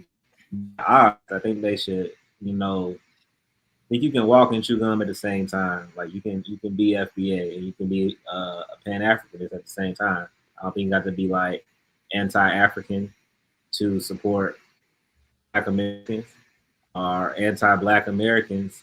You know, if you're African or Caribbean or Brazilian or whatever, you know, I think it's bad apples on both sides in every movement. But I think everybody kind of want the same thing everywhere, which is, you know, freedom and, you know, the ability to recognize as a human and a Black man, you know, and Black man, we know what a Black man is. Like, beyond our own succinct culture, a Black man is like the anywhere in the world as well, and we all want the same thing. So coming together, man, finding the best parts of both movements, being able to support each other, and I don't think they have to be separate things. You know, I think you can like tenets from both. Appreciate it. And do you think that shout out to a Black being the middle ground? Do you think that it has been healthy, a neutral or detrimental? Just this conversation, I guess it's been labeled the diaspora wars. Yeah, I think, like I say, for me, I can only speak as far as the productivity of the conversation. For me, it's been enlightenment, you know, hearing other thoughts. Iron sharpens iron. Whether you agree or disagree, I think you need to be in a constant state of expression, of articulating your thoughts, having reason for what you say. So that's why I say I can respect and appreciate where other people are coming from, where I don't 100% disagree with anything, but at the same time, like, my mind hasn't been changed about the importance of Africa, the importance of Brazil, the importance of Afro-Mexicans, the importance of the Caribbean, and like how we all are connected in very different ways. But at the same time, you know, I also want my family built here and suffered here and enslaved here. It's like they want over there, wherever they're from as well. Gotcha. Trey. Man, I hate that term diaspora war, because how's it a diaspora war when we could care less about what's going on in their homeland? We just care about what's going on in ours. It's more like a diaspora invasion with hostility. Because, like, if we come over here, let's say they were hiding the truth, and we do have native roots, and then we have people coming in from the diaspora talking about we're culture vultures for trying to discover our own history, and then they cloak themselves in Blackness, so we bring them in as our friends, and you know that. I think that's very dangerous. And I thought that when I first realized a lot of this history and I found out that a lot of the stuff that we told was lies, I think my opinion has kind of changed with a lot of these conversations, because when I learned a lot of this information I thought I would share, I didn't think that I would get so much resistance when I'm trying to get people to reconsider the Eurocentric narrative we've been taught. Like, and that makes me think even deeper. Like, when we were trying to get out of captivity, we were probably met with the same type of resistance. Those people that are trying to wake up. That's why all these slave revolutions were brought down from within, because we have people who would rather side with outsiders. They want to greet people who despise us and talk bad about us, call us racial slurs with open arms and put them under the cloak of Black. So when you witness this in your face, you still want to defend it. So it's kind of made me just want to, like, give up. I think there's enough people who have the mentality to, like, they get it. But I think when you have conversations, I had a conversation with a homie who I was trying to talk about Kamala's not Black, and they wanted to ask me if Kaepernick was Black. You know what I mean? So, and I had homies defend Candace Owens. You know, can we go to like a quick sidebar? But technically, according to what y'all defined as Black today, he can't be Black, right? Of course, Kaepernick, he's of Black lineage, and he stood up. No, he's not. He has Caribbean people, parent. Like his dad's Caribbean, and his other parent is white. So the Stokely Carmichael. But y'all just said that Black was like a very specific like American lineage, or my bad. No, it's not, right? It's just as long as you grew up in America. I said you got some like anything from Africa in you. I said FBA is a lineage, like ADOs and Black. No, we just had a Black. What is Black conversation? Where the majority of everybody said that it was outside of Kofi. I think that, and I think maybe a Black kind of was like a little inside the middle. But like Johnny G and you said that it is Oh, so you don't say that it's I primarily specifically culturally. said that ADOS, Black American Freedmen, and FBA, that is a lineage. So is Okay. Kaepernick a part of that lineage? No. But Black is a culture. I also said that anybody on the globe, if you're about Black empowerment, then we welcome you with open arms. But you don't get a pass in that just because you have melanated skin. What did you say that Black culture was, though? Did you answer that question? Black culture is when you're Black first and you're about Black empowerment first. That's Black. Oh, you're actually right. You did say that you could be Black in Africa if you put Black first. You're correct. Right. I quote you incorrectly. Like if you don't go around calling people porch monkeys, and you don't go around calling people any racial slurs, anything like that, then because Black, we can't be united. Let's stay focused. I mean, we can't be united as Black people because I think if me calling somebody a house Negro or a coon based on what they do that's anti-Black, that's not me making a derogatory slur just because of the color of their skin. But I think people misunderstand that word that means to attach to a culture and try to undermine it. Because in this definition, you are undermining us. So it's just basically me calling you a coon. And so it's like if you get mad at me calling another Black American a coon and feel insulted. Why would you feel insulted if I'm talking about a coon? No, but we don't defend coons. But unfortunately, a lot of people from the diaspora, if you call them a domestic coon, they're like, who are you calling a coon? Bruh, stop cooning. I think that anybody that you call a coon typically would just say that exact thing. Who are you calling a coon? But I guess you so but I'm saying it's like a stupid person get mad at you for saying they stupid. Like they still probably gonna get mad. No, you misunderstanding. If I call you a coon, you're not gonna be mad because you're of the same lineage. Because if you're not being a coon, I'm not talking about you. But when foreigners, if you call somebody, I'm not gonna say it again because I don't want to, you know what I'm saying? Apparently, I don't want to trigger nobody. But if I call them that for being a foreign coon, people of his lineage will defend him for cooning. I got you, but I guess what I'm saying is that typically, like, I don't know any group of Black people that accept being called a coon. But you misunderstood the whole point. You okay, don't my bad. defend the person. If I call John a coon, are you gonna get mad at me calling John a coon if he does something very coonish? Okay. All right. So G, I'm gonna answer your question. I'll answer your question. I understand your question. So for me specifically, you mean Trey, right? Trey, yeah. Trey. My bad. If you're asking me specifically, if I call somebody, I avoid calling Black people coons because I don't think Black people are monoliths. And I think that like you have to be doing like something very intentional and egregious. And I think the coon bar is so low that we use it and we almost throw it out like it's a frisbee. We just be throwing that bitch out. You know what I mean? But Stephen A. He's not a coon. Do I think that Stephen A? What's his name? What's his name? Candace Owens. What's the news commentator? The fat dude that they always clowning. You probably talking about Jason Whitlock. Yeah, Jason Whitlock. They don't say coonish stuff. That the Officer Tatum, he don't say nothing. Like these people that specifically say things that undermine Black people and talk bad about Black people all day. You want to defend them.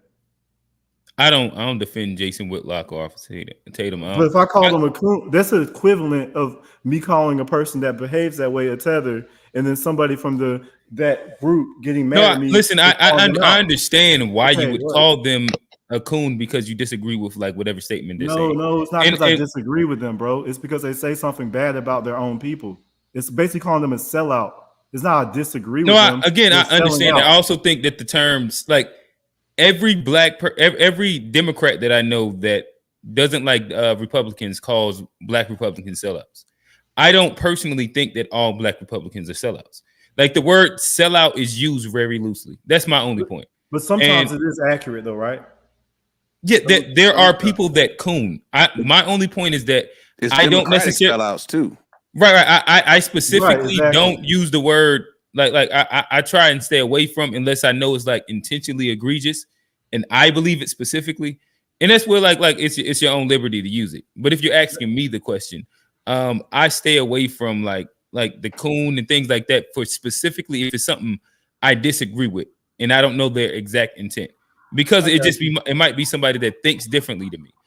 If I think that you have like ill intent, where I don't like like whoever we want to say like has ill intent. Let's say Jason Whitlock.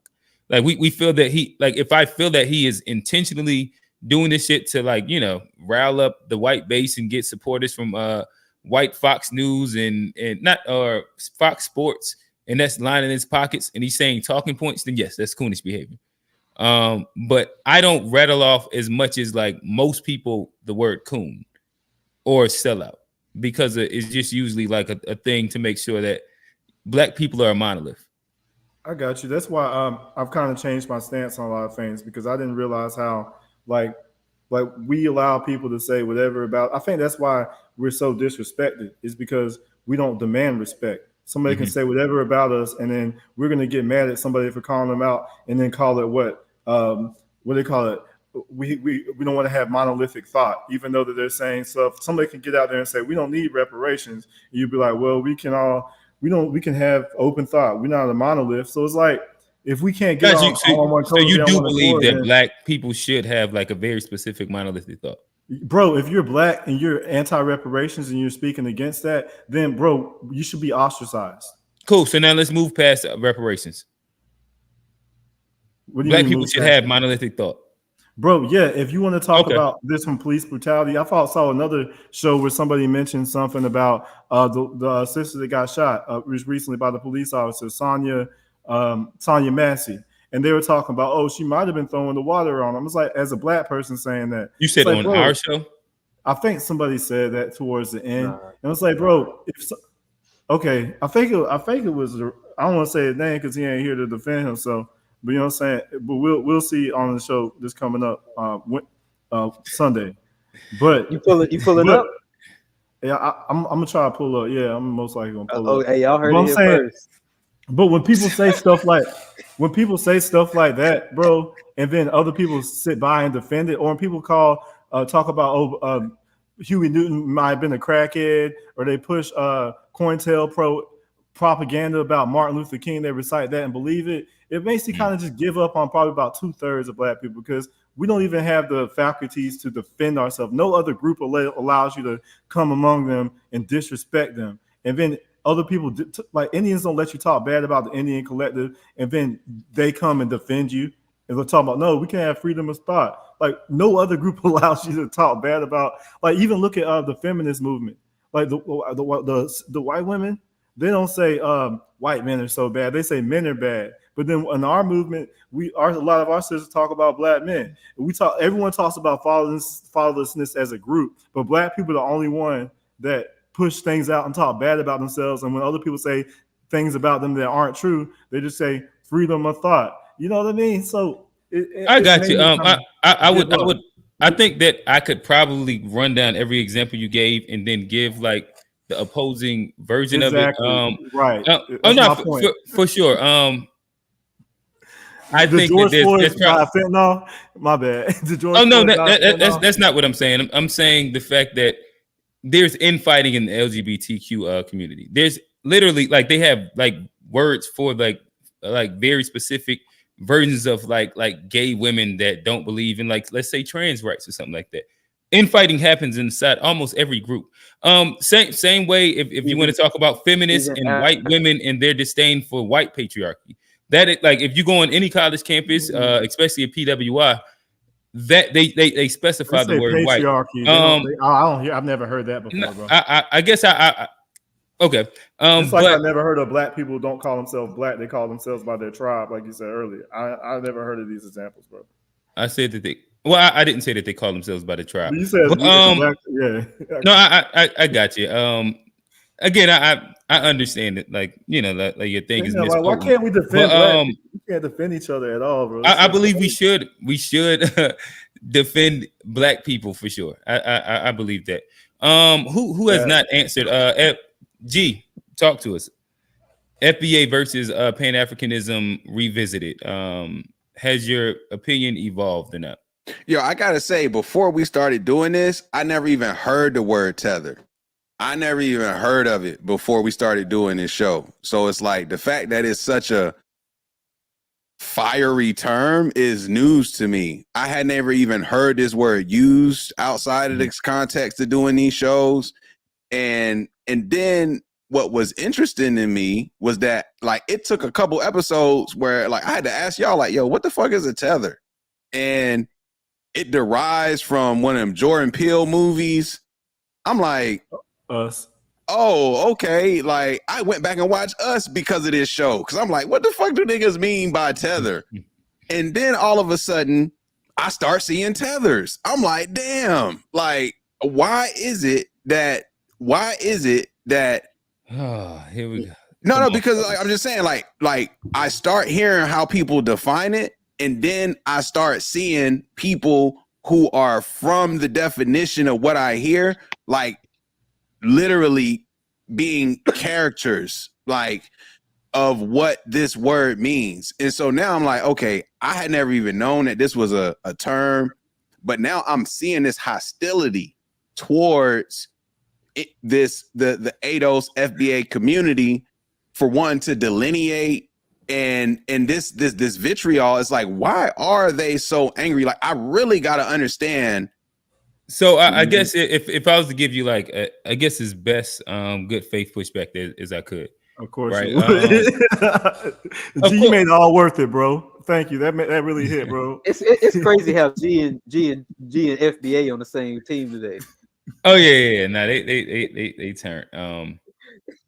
No, this nigga Trey was trying to. This nigga Trey was on some other shit early. He tried to get me out of the paint earlier, but we can we can move on from that. We can move on from that. We ended up on the same team though. I like that. Let me see if I can remember my actual pushback. Oh, not well. I guess if I'm to play devil's advocate, and let's just say the term like and you're using the term tether, right? Because that's the term we talking about at the crux of it. Like, right. And you're saying that I'm seeing this group of people act inside this specific way. So fuck it. I feel like it even makes more sense to call them that. Like that almost mirrors language that I've heard other groups say about like using the N-word when like inside like out of context ways. I just feel I wildly disagree. Okay. Like I said, so like you don't think that poor like I'm gonna just give like what like has a great suffered being called a tether? Like what nigga got restricted? I think you completely understood what I was saying. I think that poor whites inside like fucking back road North Carolina and like their justification for using the word nigga ends up being, you know, I seen some niggas over there at whatever acting a very specific way, and it justified me saying this derogatory term. I would disagree because white folks were calling niggas regardless of how they acted. You could be a high class nigga, an upstanding family man type of nigga, and a white man would try to like knock you down based off of how you look. So that's I get that. I'm talking about modern day justification for saying the word nigga. Modern day justification, I don't agree with. Their modern day justification is the fact where you use it in your songs, you say it to each other, and even I've seen some of them acting ignorant, like that whole thing. They do that, like that is a justification for using the derogatory term. Even comparing the two words, just in terms of historical context, is no comparison. Like, well, I wasn't trying to use it inside like a historical context. More so, the idea of justifying derogatory terminology based off of like, I guess the actions of like a few. So let me make a difference. Okay. If you are not black and you call someone a nigger and kill them, you can be charged with a hate crime. You understand like the context in which that word carries? It's like for a hate crime to be established, there has to be certain precedent set.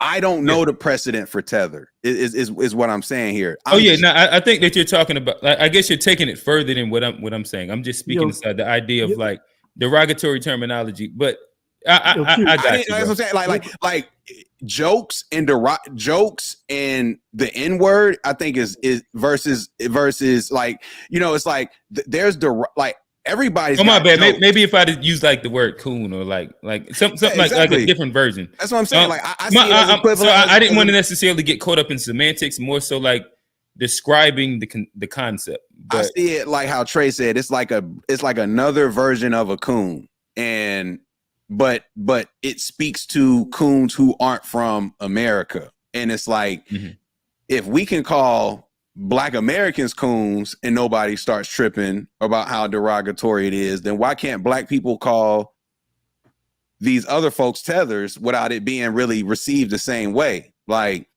you call a people Black don't nigga, trip out about being called coon. no, let me tell you what they don't do. They don't say, you fucking porch monkey. They don't do that. Like, they might say, nigga, man, who the fuck you calling a coon? They might do that, but their instinct isn't to look at you and be like, you're a porch monkey. Like, this is what I'm saying. This is the difference. So it's like, I just never knew there was such a Bloods versus Crips as it relates to this word tether. Like, I just didn't know it was so inflammatory, derogatory of a word. When we use these same derogatory words towards other Blacks, they don't care. It's only that word that carries some weight. Like okay, I'm just going by what he said. This nigga said, because I like to use the word nigga, I sound a certain way, but he never addressed that till that moment when he's like, but because the word tether said, there's such a clear line drawn, but that clear line isn't drawn when you call other niggas coons, when you call other niggas bitches, when you call other niggas whatever the case. Like, it's like, yo, we shouldn't do that. So that's what I'm saying. I didn't know that word meant carry so much weight. Hey, Black, bring us back to the middle. Talk to us. Damn, that's some good points to that, man. Can I throw this on, please, man? Damn, I got you. No, bring us back to the middle. I feel like we've derailed. What is your perspective on the current conversation? I'm gonna bite my tongue. Trey don't know what the middle is. No, I ain't talking about Trey. I know Trey don't know what the middle is. I'm trying to move the conversation forward in a second. I feel like Black, he might go off the rails also. So I kind of got lost in the convo. What point everybody was making. So got you. Johnny, bring us home. I can't get 3 seconds, bro. Like, I know where you're going, Trey. I'm not gonna get hot with it, bro. I promise I won't be hot, bro. I promise. Let him go. Let him go. Man, come on. I think the reason I was saying I was about to go. I was saying I think the reason that the word hit so hard, G, is because if you a heavy Pan-Africanism, it points out your otherness to where they want to push for unity. Let's say everything comes from the motherland, everything. And so it kind of goes to the heart of the FBA movement, because when you call them that, not only are you calling them a coon, you're also pointing out like they not like us. So that shit together is like throwing holy water on the demon type shit. That shit stings. You know what I mean? And the last thing, I think comparing tether to the word tether to the N-word is like when Kamala Harris said that ICE was like the KKK. And that's something that you only say when you're not from around here. You know what I mean? So this is tie that back to the previous topic with Kamala Harris. If you didn't know that she said that. Oh, she also tried to make the Freedmen's Bank into something that's for all minorities. So all the money that was stolen from Black Americans, she brought it back and said it's for illegals and all that other stuff too. So anyway, back to the Kamala. That's all I had to say. That wasn't that crazy, was it? It was what I expected it to be. But no, I guess again, like I said, maybe there was a person in the chat that kind of summarized it fairly simply. I think that if you call anybody a derogatory term, they're going to respond inside like a negative fashion. Same way when the term porch monkey was thrown out, it was a explosion, right? Same difference when coon is thrown out to a lot of like Black conservatives. There's an explosion. No matter what the word, and that's why I didn't necessarily want to get like caught up inside the syntax of like the exact word. So yes, if I use the word nigga and it's way more loaded, as we know, then like I can just I'd rather replace it. But that was more so my point. Is that typically people are triggered by derogatory words, as though the entire panel got triggered off of like 2 different words just now. It was almost like you're comparing them again. Like, so you can't compare things at the base level of derogatory.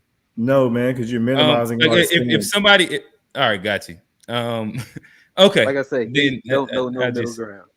But I'll say this, you. like, I agree with Trey though. Like we was about to go at it earlier, but like that's my dog. But the importance of the FBA is definitely repeat the question again before I just go crazy. What do you want me? Where? Cause I kind of got lost in what they were saying too. Like I don't know if I'm supposed Johnny to talk just about. can't. I don't Johnny know if I'm came supposed to in talk just about just tethers or like or we whatever. kind of got into a I don't know what. conversation about the idea of derogatory and derogatory terms and its usage and people being triggered. That was more so where it was, but it's kind of time to kind of like, you know, navigate Hey, away from that. hey, I think anything could be taken. If you're trying to disrespect somebody, you can use a lot of words to disrespect, and it's all about context as well. I could say a lot of Mhm. words to disrespect you right now. It ain't got to be that And specific it would word, trigger you or it and ain't make got you to feel be away. like it's about intent and context. So I think that was the issue with. I think there was a misunderstanding of intent and context in one, and I think there was a intent and context, yeah, on one or the other. But it's all semantics, and we can move past it. All right, gotcha. So as we attempt to try and move forward inside the conversation, we have attempted to start the conversation, and I'm sure we'll start steamrolling inside the next season of like the current state of politics in America. We have an election coming up for president, as well as a lot of different seats and offices. But we've had a Biden versus Trump conversation. We've had a Trump, is he good for black people conversation, and we have had a Kamala Harris versus Trump conversation. Or we've really just had a Kamala Harris conversation in general, in our thoughts on her. So we'll start off here and then we'll try and like, evolve our way through the conversation. But on both sides of the coin, it seems that identity politics has become like a major thing. We've had Kamala, she had her Atlanta rally, where some people said she was talking with a black accent. She made sure that she quoted a couple, like native black sayings per se. But then you also had Trump at the black journalist conference where, like he was differentiating. I thought she was black, not Asian, or Asian, not black. He spoke again, like within the realms of identity politics. And I'll ask y'all this leading question first, with all that as a backdrop. Is identity politics in America first just a way of life? And then we'll break it down into, just as we start going black people. Is this like a specific tool used for black people? We can go even further into talking about how even our music and music artists are used as like tools within inside that realm. But starting off as broad as, is identity politics the American way? A Black, talk to us. I mean, yeah, I think definitely we talked about the term black. I mean, America is really kind of built off divisions, titles, classifications, class in general. So who you identify with becomes important, especially during campaign season. You see everybody kind of fall back to what they are, because you usually benefit in based on group economics, what the group can command. So when you're dealing in election season, all of a sudden it's like, all right, I'm black, I'm Indian, I'm Asian, I'm this, I'm Mexican, I'm Latino, I'm Hispanic, I'm all these different terms, because it's based on now what can I ask for, what can I command. It becomes an issue with the candidates, and it's like, who have you always identified as? And a lot of politicians historically, they want to claim or denounce, what benefits or what hurts them. So I think that starts to play into their authenticity, and you want to know, like, well, who are you? Because now you need me. So it seems like you're more of this, but when you needed them, you was more of that. And you can be both. There's nothing wrong with being black and Indian. There's nothing wrong with having Jamaican parents and things like that. It's like when you haven't identified with one particular side for the majority of your career, now all of a sudden you listen to Tupac, you smoke weed. Now we hear about your HBCU a lot more. You've been there since the 80s, but it wasn't a big deal until you ran for VP. You know, now we got Amber Rose and her identity crisis going on with the Republican side. So it's definitely important here because the majority of the voters are uneducated. So it becomes a popularity contest. It becomes a who can make me feel the most emotional in good or bad way, and it becomes who you are, not what you can do, not what you have done. Who are you? You know, and all right, now you're a woman.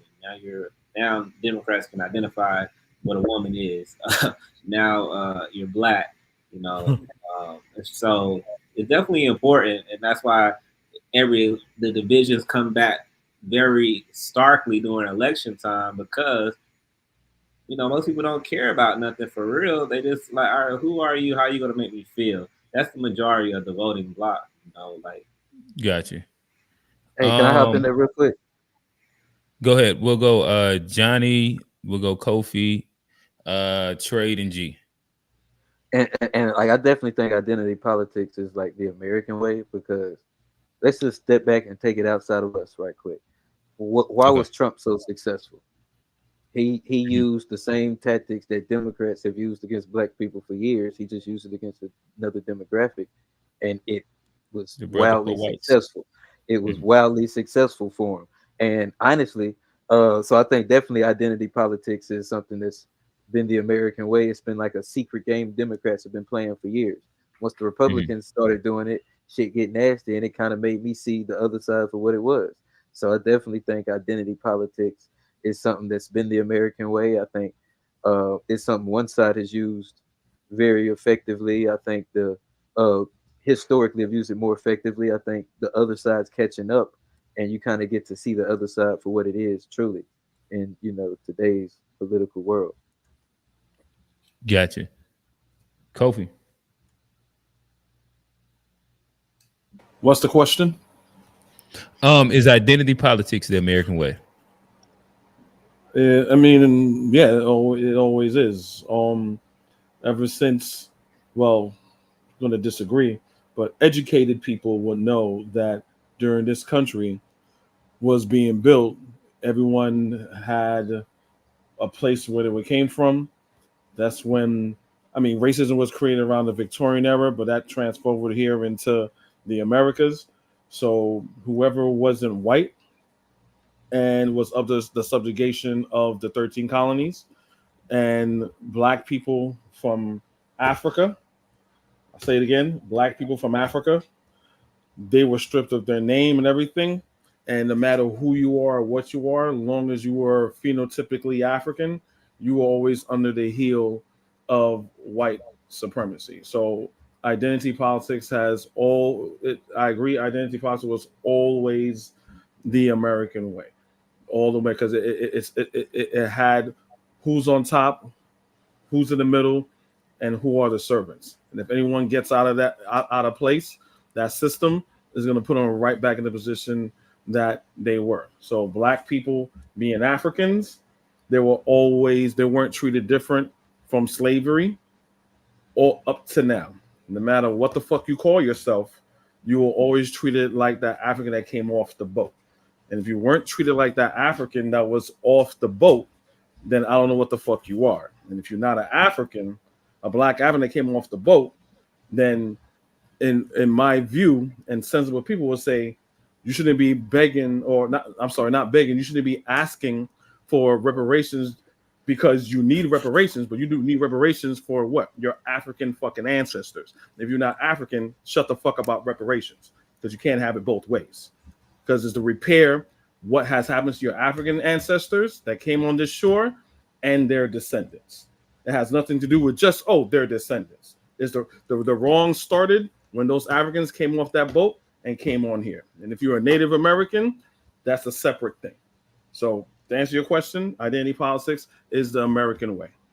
I'll pass the mic. Trey. Man, all that African shit really threw me off, man. I'll take that as an insult, man. So I ask you refrain from calling me an African. I mean, call me a Black American freeman, or something along those lines, bro. Because I come from Native American roots, and I've been said that multiple times, bro. But back to what we were saying, identity politics has been like the core of global politics. I wasn't talking to you, Trey. I wasn't talking to you. I know I'm cutting you up. You're talking about Black Americans, bro. You keep talking as Africans. Like we African Americans started in the 80s by Jesse Jackson. That's when he started calling us African Americans. Now that we have power to take your genetics control, will say something different, though. Your genetics. I got will say you, bro. different. But I think a lot of us, if we're trying to identify ourselves in our own homeland, then I think you should have enough respect for us not to like immigrate over here and then tell us how to identify ourselves, bro. Like even if we are African, if we don't want to be called that, I'm not going to go to Guyana and tell them how to label themselves, bro. You just like going on and on, just like trying to force it, bro. Like if I don't want to be called, you need to have enough here, respect. You need to have enough respect for history and intelligence, and you're not displaying that right now because history tells you that you are African. Your genetics tell you that you are African. You cannot cite one famous, well-respected African-American scholar that will peddle the message that you're peddling right now. You can't have enough intelligence, do a little bit more research to back up what you're saying. Because like I said before, y'all just displaying your feelings, right? I would like to know what professor, I can name a couple of African-American professors, right? Your James Smalls, your Asa Hilliard, your Dr. Henry Clark, your Dr. Jeffries, all do African studies and African American studies. Dr. Carruthers, what you guys are talking about is nuance. It's online hashtag stuff. You have to back up what you're saying. I respect your feelings, but I have more respect for the truth. And what our ancestors and respect the people in the community that are experts that dedicate their whole lives to studying African American history. And you guys cannot cite one person, one source, credible source. So that's what I'm saying. I'm not trying to disrespect you or any of the panel, but I take it as disrespect, bro. People. I take it as disrespect. And if my people didn't call themselves Africans generations ago, and for you to come over here, immigrate over here, and then that's tell them true. They didn't. I'm telling you, you immigrated over here too. You know better than my ancestors over here, bro. That's what I'm asking you. What did you call disrespect, bro? No, so what did you call yourself? So Cherokee. Help me help you. Cherokee, Seminole, Mayan. No, what the fuck? Mayan, yes. Cherokee. So let's break this down. Cherokee, hey, hold on, fellas. Hey, Trey, because we still got to get through everybody on this question. I just asked Trey, finish your. If you're not gonna show me my respect, then I'll continue with the answer. I just asked for the respect. It's not going to be given, and that's why Pan-Africanism is dead. But identity politics is dead. Because we just beginning. We just beginning, bro. And cult is a cult. Because you know about us. All your talking points is Tariq Nasheed. You got a whole flag behind you, bro, and you tell you we ain't real. What's that flag behind you? Because that's because the definition of what a tether is. Because y'all like to call people tether. That's what a tether is. If you want to, I got you, man. And look again, it up. That's what I got so you, bro. Let's answer the question. Don't mention me. Just answer the question. I just told you how I don't want to be addressed, bro. But if you don't have enough respect, we don't care about how people's feelings here. That's evident. Hey, fellas, if we can't get back to the question, I'm gonna just go to somebody else. I got you, man. I mean, and I understand Q. I just asked him not to address me that way or talk about it. I told him, I prefer not to. But if we're gonna go and we can't do that, then I wasn't talking about. Hey, fellas. All right. Let him finish out his piece. Kofi said no. Kofi said no. All right, fine. So identity politics has been the core of global politics since the beginning, like when they first, like in the 1400s and the Reconquista, when they put all the black people out of Europe, pushed them into Portugal and picked those people and brought them to America. And then the Pope, declared that all black people can be slaves. And then they came to America and then found the black people here and they called it Negro land and everything like that and enslaved them. And then with the Irish people, they made them adopt white culture in order to get any power. So white is basically identity politics is pretty much synonymous with white supremacy. And for black people, we finally got a taste of that with the Obama election, because that was the first time we got to vote for somebody who was black. And I think that was used against us because he was somebody that was not really one who would identify with us. But they put us out there because they know that we were like, oh, it's finally our turn. But it was really a trick. And I think they're really doing that. They're attempting to repeat that same thing with Kamala Harris. And I think way more of us are onto it this time than with Obama. That's for sure. But I don't know if I'm not convinced it's the majority or not. But I think that we need to be aware that we need to look at policy instead of identity politics. And if we do that, we may be the first people in America to do that. But honestly, no, because they voted for Barack Obama because he got a lot of white people to vote for him. So I'm not sure if I'm not sure how that played into that election. Because who was he running against, McCain? But even within that, you still kind of have like the poor and the white. G, hop in, talk to us. It's definitely a part of the fabric of the culture, and identity extends past race. It also has to do with age, and that's how Obama won the election. It was a youth movement. It was those millennials who that was like their first time voting was for Obama, like that generation. And what you see today is the Democratic Party running back the same playbook. Hence why she chose the VP candidate from Minnesota versus the dude from Pennsylvania, because this dude Walz is like wildly progressive compared to, say, the Shapiro dude. And so when you talk about identity politics, it's not just about how you look, it's also about your religion, your age. And I think today, even more gender, especially. And I think today that's why Kamala is so powerful, because she checks multiple boxes. She can be Black. She can be South Asian. She is a woman. She is American. And it's like she checks all these boxes that cross the spectrum. And I think that's intentional. And it's also intentional that she chose a like purebred Midwestern, good old white man who is a teacher, who is a football coach, who honestly presents very well from like a politician standpoint. He sounds like a regular dude. And so the idea that identity politics is not a part of this, like, I don't know how anybody could think that all of this has to do with identity politics. And they know that because the Democratic Party knows they're going to get 95% of the Black female identity. And they're trying their best to not let Black males slip through the cracks and then end up voting elsewhere, which could potentially lose them the election. So all of this is broken down by identity. Gotcha. Before anybody else hops in, really quickly, we do have one person in the back end, but it says your device is not connected. We are about to start the call-in section as we continue to evolve the conversation. We're going to try and squeeze a couple in, but again, we try and keep the conversation within 3 hours. Is about 27 seconds left. 27 minutes left in general. But call-ins, the link has been dropped. Talk to us, but whoever wants to hop back in.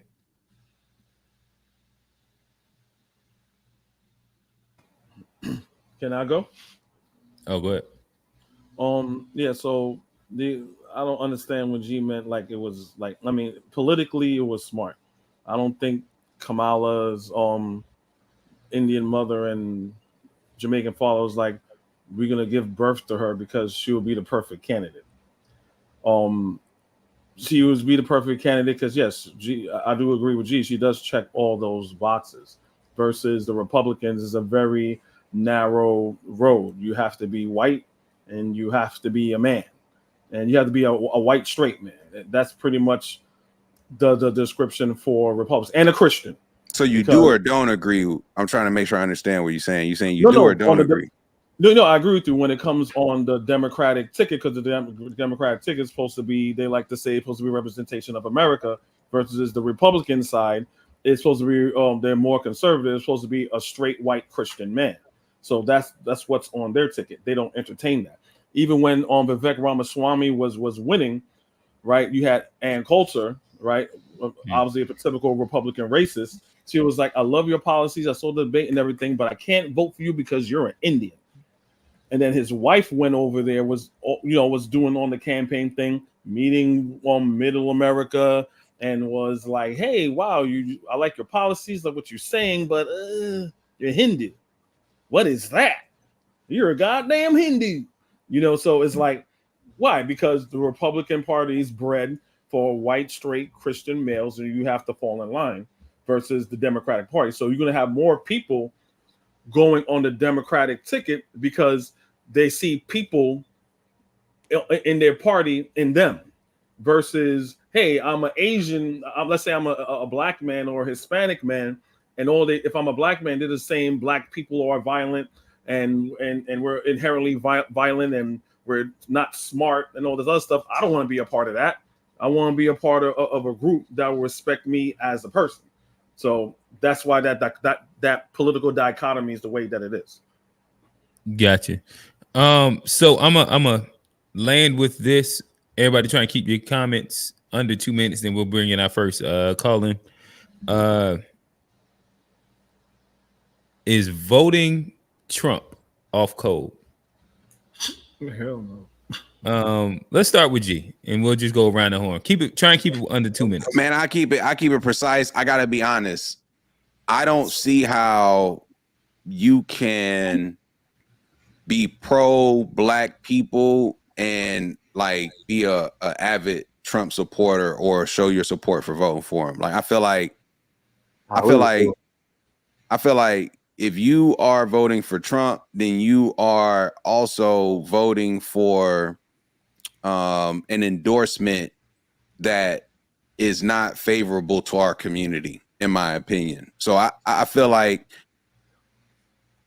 again, that doesn't mean I don't think you should vote for the other party per se, but I just don't see how it becomes so black and white and then a bunch of black folks lean to Trump. Like at the end of the day, I do think Trump is a elitist racist who doesn't care about black people and will say anything he needs to get a vote. That's what I believe about Trump. So I struggle talking to other folks that look like me who are so easily to adopt. Like, man, I'll vote for Trump, but then we'll be so anti the other side when I see him as like 2 of the same thing. So yeah, I don't see how voting for Trump is on code any more than voting for whoever's on the Democratic Party. Like I think both are off code, in my opinion. Gotcha. Can I get it? So voting is off code. We're going around the horn. Just use your 2 minutes how you want to. Yeah. Hey, Black. I think the code just depends on what your code is. I mean, what is the black code today? I feel like you voting, you exercising your potential choice or whatever we claim people fought for us to have this choice. So, I mean, that's a win in itself, no matter who you choose. But it all comes down to what your interests are. I feel like there isn't one party that has our best interests at heart. So to vote as a block or to vote all one side or all blue or all red, it don't make sense. We're not all the same. We don't all have the same goals and values that we want. So it's not one black code. It's what's your black interest, So like G said, neither one of them would be right, but it has to come down to like you feel, who you like the best, who you feel you can get more out of. I think they both are racist, classist, and all of that. I think Kamala can be that as well, but I prefer mine in my face. I prefer to see it coming. I think Trump know what you get with him. With the Democrats, I feel like people get lulled back into comfort, not paying attention to policy, to politics, to what's going on in the world because they feel safe just because our Democrat is in office. And I think with that mentality, they end up doing the most damage versus like you can see it coming with the Republicans. You know what they are, but you can, that don't mean you can't get nothing from them at the same time. Gotcha. Trey, talk to us. Man, I think if you are concerned about Trump's rhetoric and you vote for, I'm not voting for Trump. I'm voting against Kamala Harris because what her plan is to do is to give amnesty to like 40 million illegal immigrants And then the majority of the sanctuary cities, and those sanctuary cities, 75%, it's 75% of the black population. So they're bringing them there, they're giving them food and credit cards, they're housing them, educating them, and then she's using the Black Freedmen Bank and then giving it those resources to the immigrants that just came over here. And she said she's not going to do anything just for black people. She came over here mocking us, like making us think we're stupid, like bringing Megan Thee Stallion here to twerk, making black women look that way. So I feel very disrespected by Kamala Harris, and I'm concerned that with her policies, it will be very bad for the black community. So am I a big Trump fan? Am I waving the Trump flag and all that? No. But when I look at what Trump's policy is, where he was freeing some people, he had the One Step Act. He talked about some specific policies for black people, where Kamala hasn't done that at all. It's like, if I have to pick, I'm picking Trump. Am I going to go campaign for Trump? No, but I feel like if Kamala wins, that's going to be very devastating to the black community. So to call that off code when I'm voting with my community's interests, I think you only do that if you let the fear tactics get to you. And I think we need to move beyond that. Gotcha. Kofi. I do understand. I do realize, like, I'm not sure what people's bubbles are and things like that. And I know depending on what state you are, you get different news. I was in Philly, I was getting weird news. You're in Florida, I get even more crazier news. So if you don't go outside your bubble, I can understand how some people hold certain things, certain truths. But if someone that's well informed, or just a little bit of what Trump represents, right? And if you're an upstanding, respectable black person, you're just a sellout. I'm sorry. If we know the simple code of being on black code is not letting anybody or anyone internally, externally disrespect black people as a whole, and don't undermine us in any way. Trump checks all those boxes. So if we know the little bit of what Trump does, like him and his father, Fred Trump, here in New York, wasn't renting to black people. The Central Park Five, right? Central Park Five, they were saying, hey, look, they've been exonerated through DNA evidence and the person that came forward with the crime. No, New York does have the death penalty, but I still want them niggas to fry. This is what he was saying when he was in office, right? Black Lives Matter was protesting. He's like, can we just shoot him in the leg? But January 6th, those are just peaceful people. In Charlottesville, you have black people and white people in solidarity want to take the Confederate statue down, right? It was a white supremacist symbol. Look at black folks coming together. Me and Kofi on the same page. Keep talking, my brother. Damn, that should make you concerned. Nigga, you shout out the Proud Boys. Let them go. Hey, let them go. Hey, listen. There's 20 seconds left. Finish up. Hey, come on. He got. Let me pause it. You got 20 seconds left, Kofi. Go ahead. I remember when Andrew Gillum was running against Ron DeSantis. He's like, "Oh, don't you call me racist?" He's okay. I'm not calling you racist, but all the white supremacists are calling you racist because you're endorsed by all white supremacists. Same thing with Donald Trump. So I can't see how a self-respecting black person can know an iota of that, especially he's a rapist and he's a pedophile. He's on the Epstein list. How a black, upstanding, respectable, intelligent black person that love black people, or just... That's the time. Johnny. I got this. Yeah. I think it's no more off code or on code than it would be voting for a person like Joe Biden, knowing what he did with the 1994 crime bill. Thank you. Hey, hold up, Trey. You ain't gonna like this one. But is it the best option for black people? Trey, you would say no, because guess who also voting for Trump? Candace Owens. So if she's voting for him, how can he have your best interest? So roll with the LGBTQ community. Is that all you care about as a black person? Did you hear what he said? I mean, if it's one or the other. Hey, Trey, it's my 2 minutes. One issue voter. Hey, Tommy, keep going, Johnny. Keep going, Johnny. This is my 2 minutes. I ain't say nothing in y'all's 2 minutes. But Trey, like you say, you keep asking him questions. Just talk, Johnny. You heard what he said about Kaepernick. He don't got black people's best interest. My appeal is, while we still have time, we know neither one of the sides have our interests as black people. Why are we even arguing about this and not trying to do something on our own, not trying to go third party, not trying to get our own lobbyists in the Senate and Congress and do our own thing as black people? Why are we arguing left, right, all this bullshit when we know neither one of the sides really care about it? All they care about is the dollar. Why don't we try to bring our dollar together get some money in Congress, and then really see who want to pay the most to get our vote. 40 seconds. I don't think either one of them going like that. I think, I've been a big advocate of third party for a while. I think that'd be the big fuck you to the whole system, is third party. And that's where I'm at. I don't even need the rest of it. I'm good. All right, got you. So I'm gonna start bringing up guests again. It's 2 minutes. If y'all want to continue this conversation later, To Be Fair Show, we will be broadcasting Saturday at 8:00. Tap in with us, talk to us. We'll make sure that we kind of circle back to the same conversation, but I'm gonna give y'all 2 minutes. So I know you wanted 7. I seen the chat, but I can't give you 7. We're running low on time. Right, talk to us. You got 2 minutes. I'm starting the clock now. Go. Thank you for having me, everybody. All right, simple, straight and to the point. The problem with the notions of the United States of blackness is too narrow, too limited. Because on the Western Hemisphere, and I'm delineating on Western Hemisphere from Canada to Argentina and the Caribbean. This. It sounds like you started in the middle. Start over again, because it sounds like you were in the middle of a sentence. Dude, Kofi. All right. He on your team, Kofi. I'm sorry. Okay, hold on. Yeah, Can I have those 2 minutes back? Go ahead. Please? Go ahead. Right. I'll start again. The notion of blackness or Afro-descendancy in the Western Hemisphere, specifically from the United States, is too narrow and too limited. Matter of fact, the majority of slaves were deposited in Latin America and Caribbean.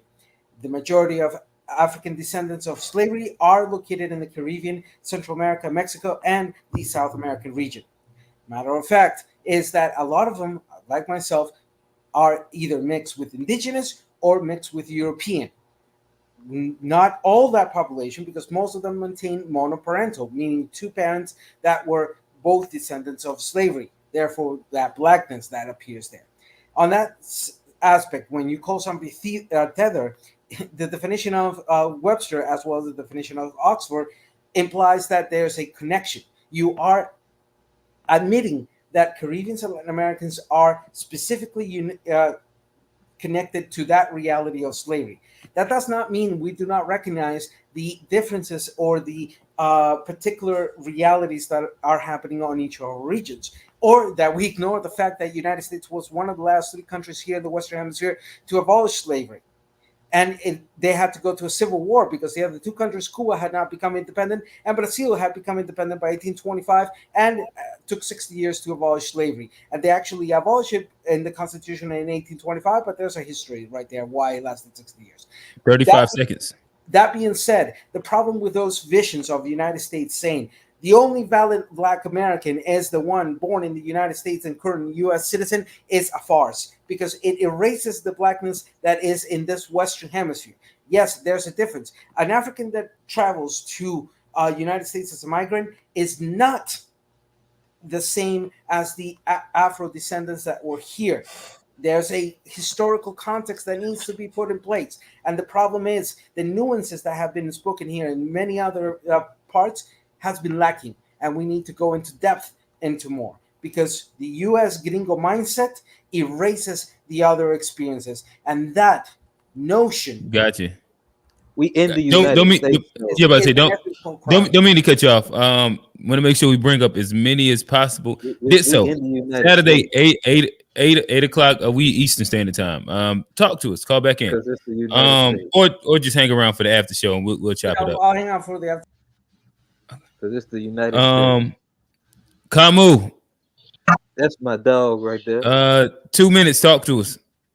We got about like three others in the back end. Got to make. Go ahead. Clock Let me running. start with black. Let me start to deal with the black issue. At any point in history that African people came into contact with non-Africans, we saw they called us black. Whether they used a different language or not, it doesn't matter. We were referred to as black. Negro in and of itself is black. Let's lay that to rest. I do understand the American, brothers and sisters, when they are, trying to call for people to respect them. We have a similar issue in South Africa. I mean, just recently, this week, there was a fight between South Africans and the rest of the continent, because there was a Nigerian sister who was running for Miss South Africa, and my people felt like she shouldn't be part of the pageant because she wasn't born here. It's a legitimate concern. At the end of the day, man, it even went to a government level. The Department of Home Affairs did research, and they found out that the sister was indeed not born here, and they committed fraud, fraud papers and everything else. So at the end of the day, it's all about respect. People want to be respected, but we should be careful as to how we communicate it with each other. Throwing out, unnecessary terms and everything else doesn't help the conversation. Gotcha. Appreciate you, Kofi. Again, if you want to stick around. Consistent contributor. He had 15 seconds left. Appreciate you, brother. We're bringing up M. You got 2 minutes. Can you guys hear me? Yep. I just want to say first and foremost, shout out to the panel. I discovered your guys' channel a while back, and I like the conversations that you have. So big up to everybody on the panel. Appreciate I just want to go back to one of the topics at hand, FBA versus Pan-Africanism. I think FBA as a group is very divisive in the sense where I can keep it very simple. United we stand, divided we fall. There's no pathway you can go from 2024 onward where if Black people collectively are not pushing on one accord, obviously we're not living in a utopia, but if we can't get together on major issues, it doesn't matter if you identify as American, FBA, Jamaican, etc., etc. If we're not on one accord, there's going to be a future where, again, people actively are looking to destroy us. So my thing is, we just have to get together. Obviously, it's not going to be perfect, but we have to find common ground and look for solutions and not basically things that divide us. Gotcha. Appreciate you, M.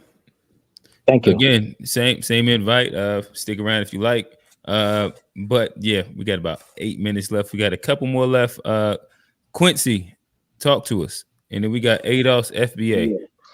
All right, real quick. 3 things, man.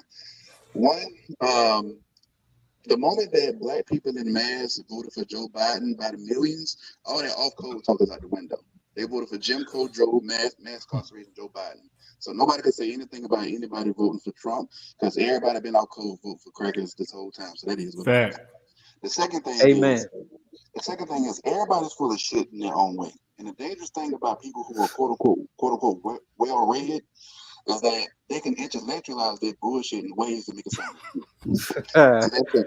The third thing is I've stopped going back and forth with Black immigrants because they are arguing bad faith about this whole delineation, right? What I found is that they don't have a problem with delineating. Your audio, something's going on with your audio. You're delineating from your audio. Can you hear me? Yeah, that's better. Yeah. Okay. I said they don't have, it's not that they have a problem with delineating, it's that they have a problem with us delineating on our terms because they do it on their terms all the time. We got a Black student union, they do an African student union or a Caribbean student union. We got Black scholarships, they got African and Caribbean scholarships. There was a Black men and a Black women's call for Kamala. Guess what they did? They had a Caribbean call for Kamala. So the real truth is, and I wonder why is there so much pushback on us delineating? The truth is, dude, it's been an inside joke amongst the whole diaspora that they've been running the game on us. We the only ones that believe in that all Black. They know behind closed doors that they delineate all the time. We are late to this whole delineation party. So they've been double dipping, getting scholarships that quote unquote Black scholarships, right? Because we just say Black. They jump in, they get those. Anything for Black people, they jump in and get it. And if we delineate, the truth is, the whole diaspora worldwide to be asked out. Because they can't come to America and just hop into Blackness if we really delineate. That's where the fear comes in. That's where your boy Kofi getting into all the intellectualism, trying to just talk his way around it. When the truth is, it scares you. It scares you that you will be cut off from all the resources if we delineate. 2, So that's what. That's all, man. I'm out, man. Appreciate you, Quincy. What resources is he talking about, and what? And I want to know what. Adolph, FBA. Hey, how you doing? Time crunch, but I got you, Adolf. So Quincy, if you hang around, what resources? Adolf, talk to us. Yeah, I just want to say I just got here a little bit ago, but I heard somebody say that our ancestors during slavery were called Africans. That is a lie. If you look at and I'll prove that person wrong. Look at the 1790 census, 1820 census, 1830, 40, 50 census, all the way 1900 to 2000. We were never ever called African until Jesse Jackson changed our name African American in 1989. But when you go back to slavery, we were never ever called African, but a few times here and there, like an African church or African organization. Outside of that, we were never called African. That is a lie. Number two, I don't care what John Henry Clark says. All historians, listen to that person who said it. All historians agree no more than 4% of the slaves came from Africa here. 96% went to the Caribbean, Latin America. That is a fact. Even Henry Louis Gates states only a small amount, a minute amount of Africans came through slavery here. 96% went to the Caribbean, Latin America. He wanted a professional reference. There you go. Also, all historians now agree who understand American history that it was actually the natives that were being traded as slaves. 45 seconds. That is a fact. So we are an amalgamation of natives with elite European admixture. We're not African. That's why we don't have any African names. We don't have any African culture. I'm talking about as a whole. There's nothing African about us, bro. If anything, we're elite European. We speak the white man's name and language. We got the white man's name, Bill Bob. We wear the white man fashion, play the white man sports. Our churches after the Church of England, HBCUs after European academics. So there's nothing African about us. Peace, bro. I'm out. Play the white man sports got me going. That's a good one. Hey, now listen, elite European is different. Let me see how much time we got. We got 1, 2, 3, 4, 5. All right, so I'm gonna put 45 seconds on the clock. We'll start with you, Kofi. Just so everybody has closing remarks and after show link, we gonna let y'all know. Like, stay tuned for the after show link if y'all in the background. Don't drop. Kofi. Yeah, so let me respond to the two last callers that were directing something at me. So he says, I'm scared because you're getting resources. This, again, another when people talk, shows you how unlearned they are.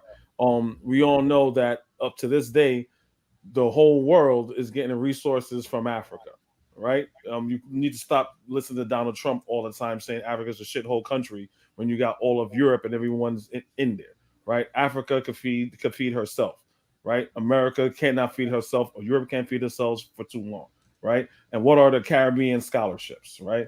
So that's the first caller. The second caller, to say that we didn't call each other African, and he said you don't care what John. You know what? I'm gonna. My time is short. The fact that he said he doesn't care what John Henry Clark says, I'm done because I don't know who the hell he think he is, where he knows more than John Henry Clark. When we have you have Africans that were left to themselves, they had called Africa Town, right? The Geechee Gullah language, phonetically, linguistically, is linked to African languages. So the moment someone tells you that don't listen to our great grandmaster teachers, you don't need to listen to them. They're full of shit. Got it. A Black. Yeah, man, I kind of agree. Like, he kind of lost me with the John Henry Clark did. You know, we not called African at those times. We didn't have African names, schools, all those things, because you'll get killed for speaking your African tongue. You'll get killed for identifying as that. And eventually it was bred out of us. So by intent, but your phenotype, your DNA, and a lot of the cultural traditions that were passed along through family that might not have the African name was still very African. Like, to say that nothing about us is African is crazy. Like, I really don't be getting that whole division with people not understanding, why we have European names, like why we couldn't practice anything outside of Christianity and things like that. So, yeah, y'all already know where I stand with Pan-Africanism. I'm gonna wrap it up. I know the time's short. Gotcha. Hey, fellas, yeah, the rest of y'all three, y'all know I love y'all. But time is short, so I'm gonna kind of wrap it right here. Again, we got G at the top. We have FBA Trey and Johnny. And if y'all want to hear more, understand. We might have to drop a Patreon at some point for this after show.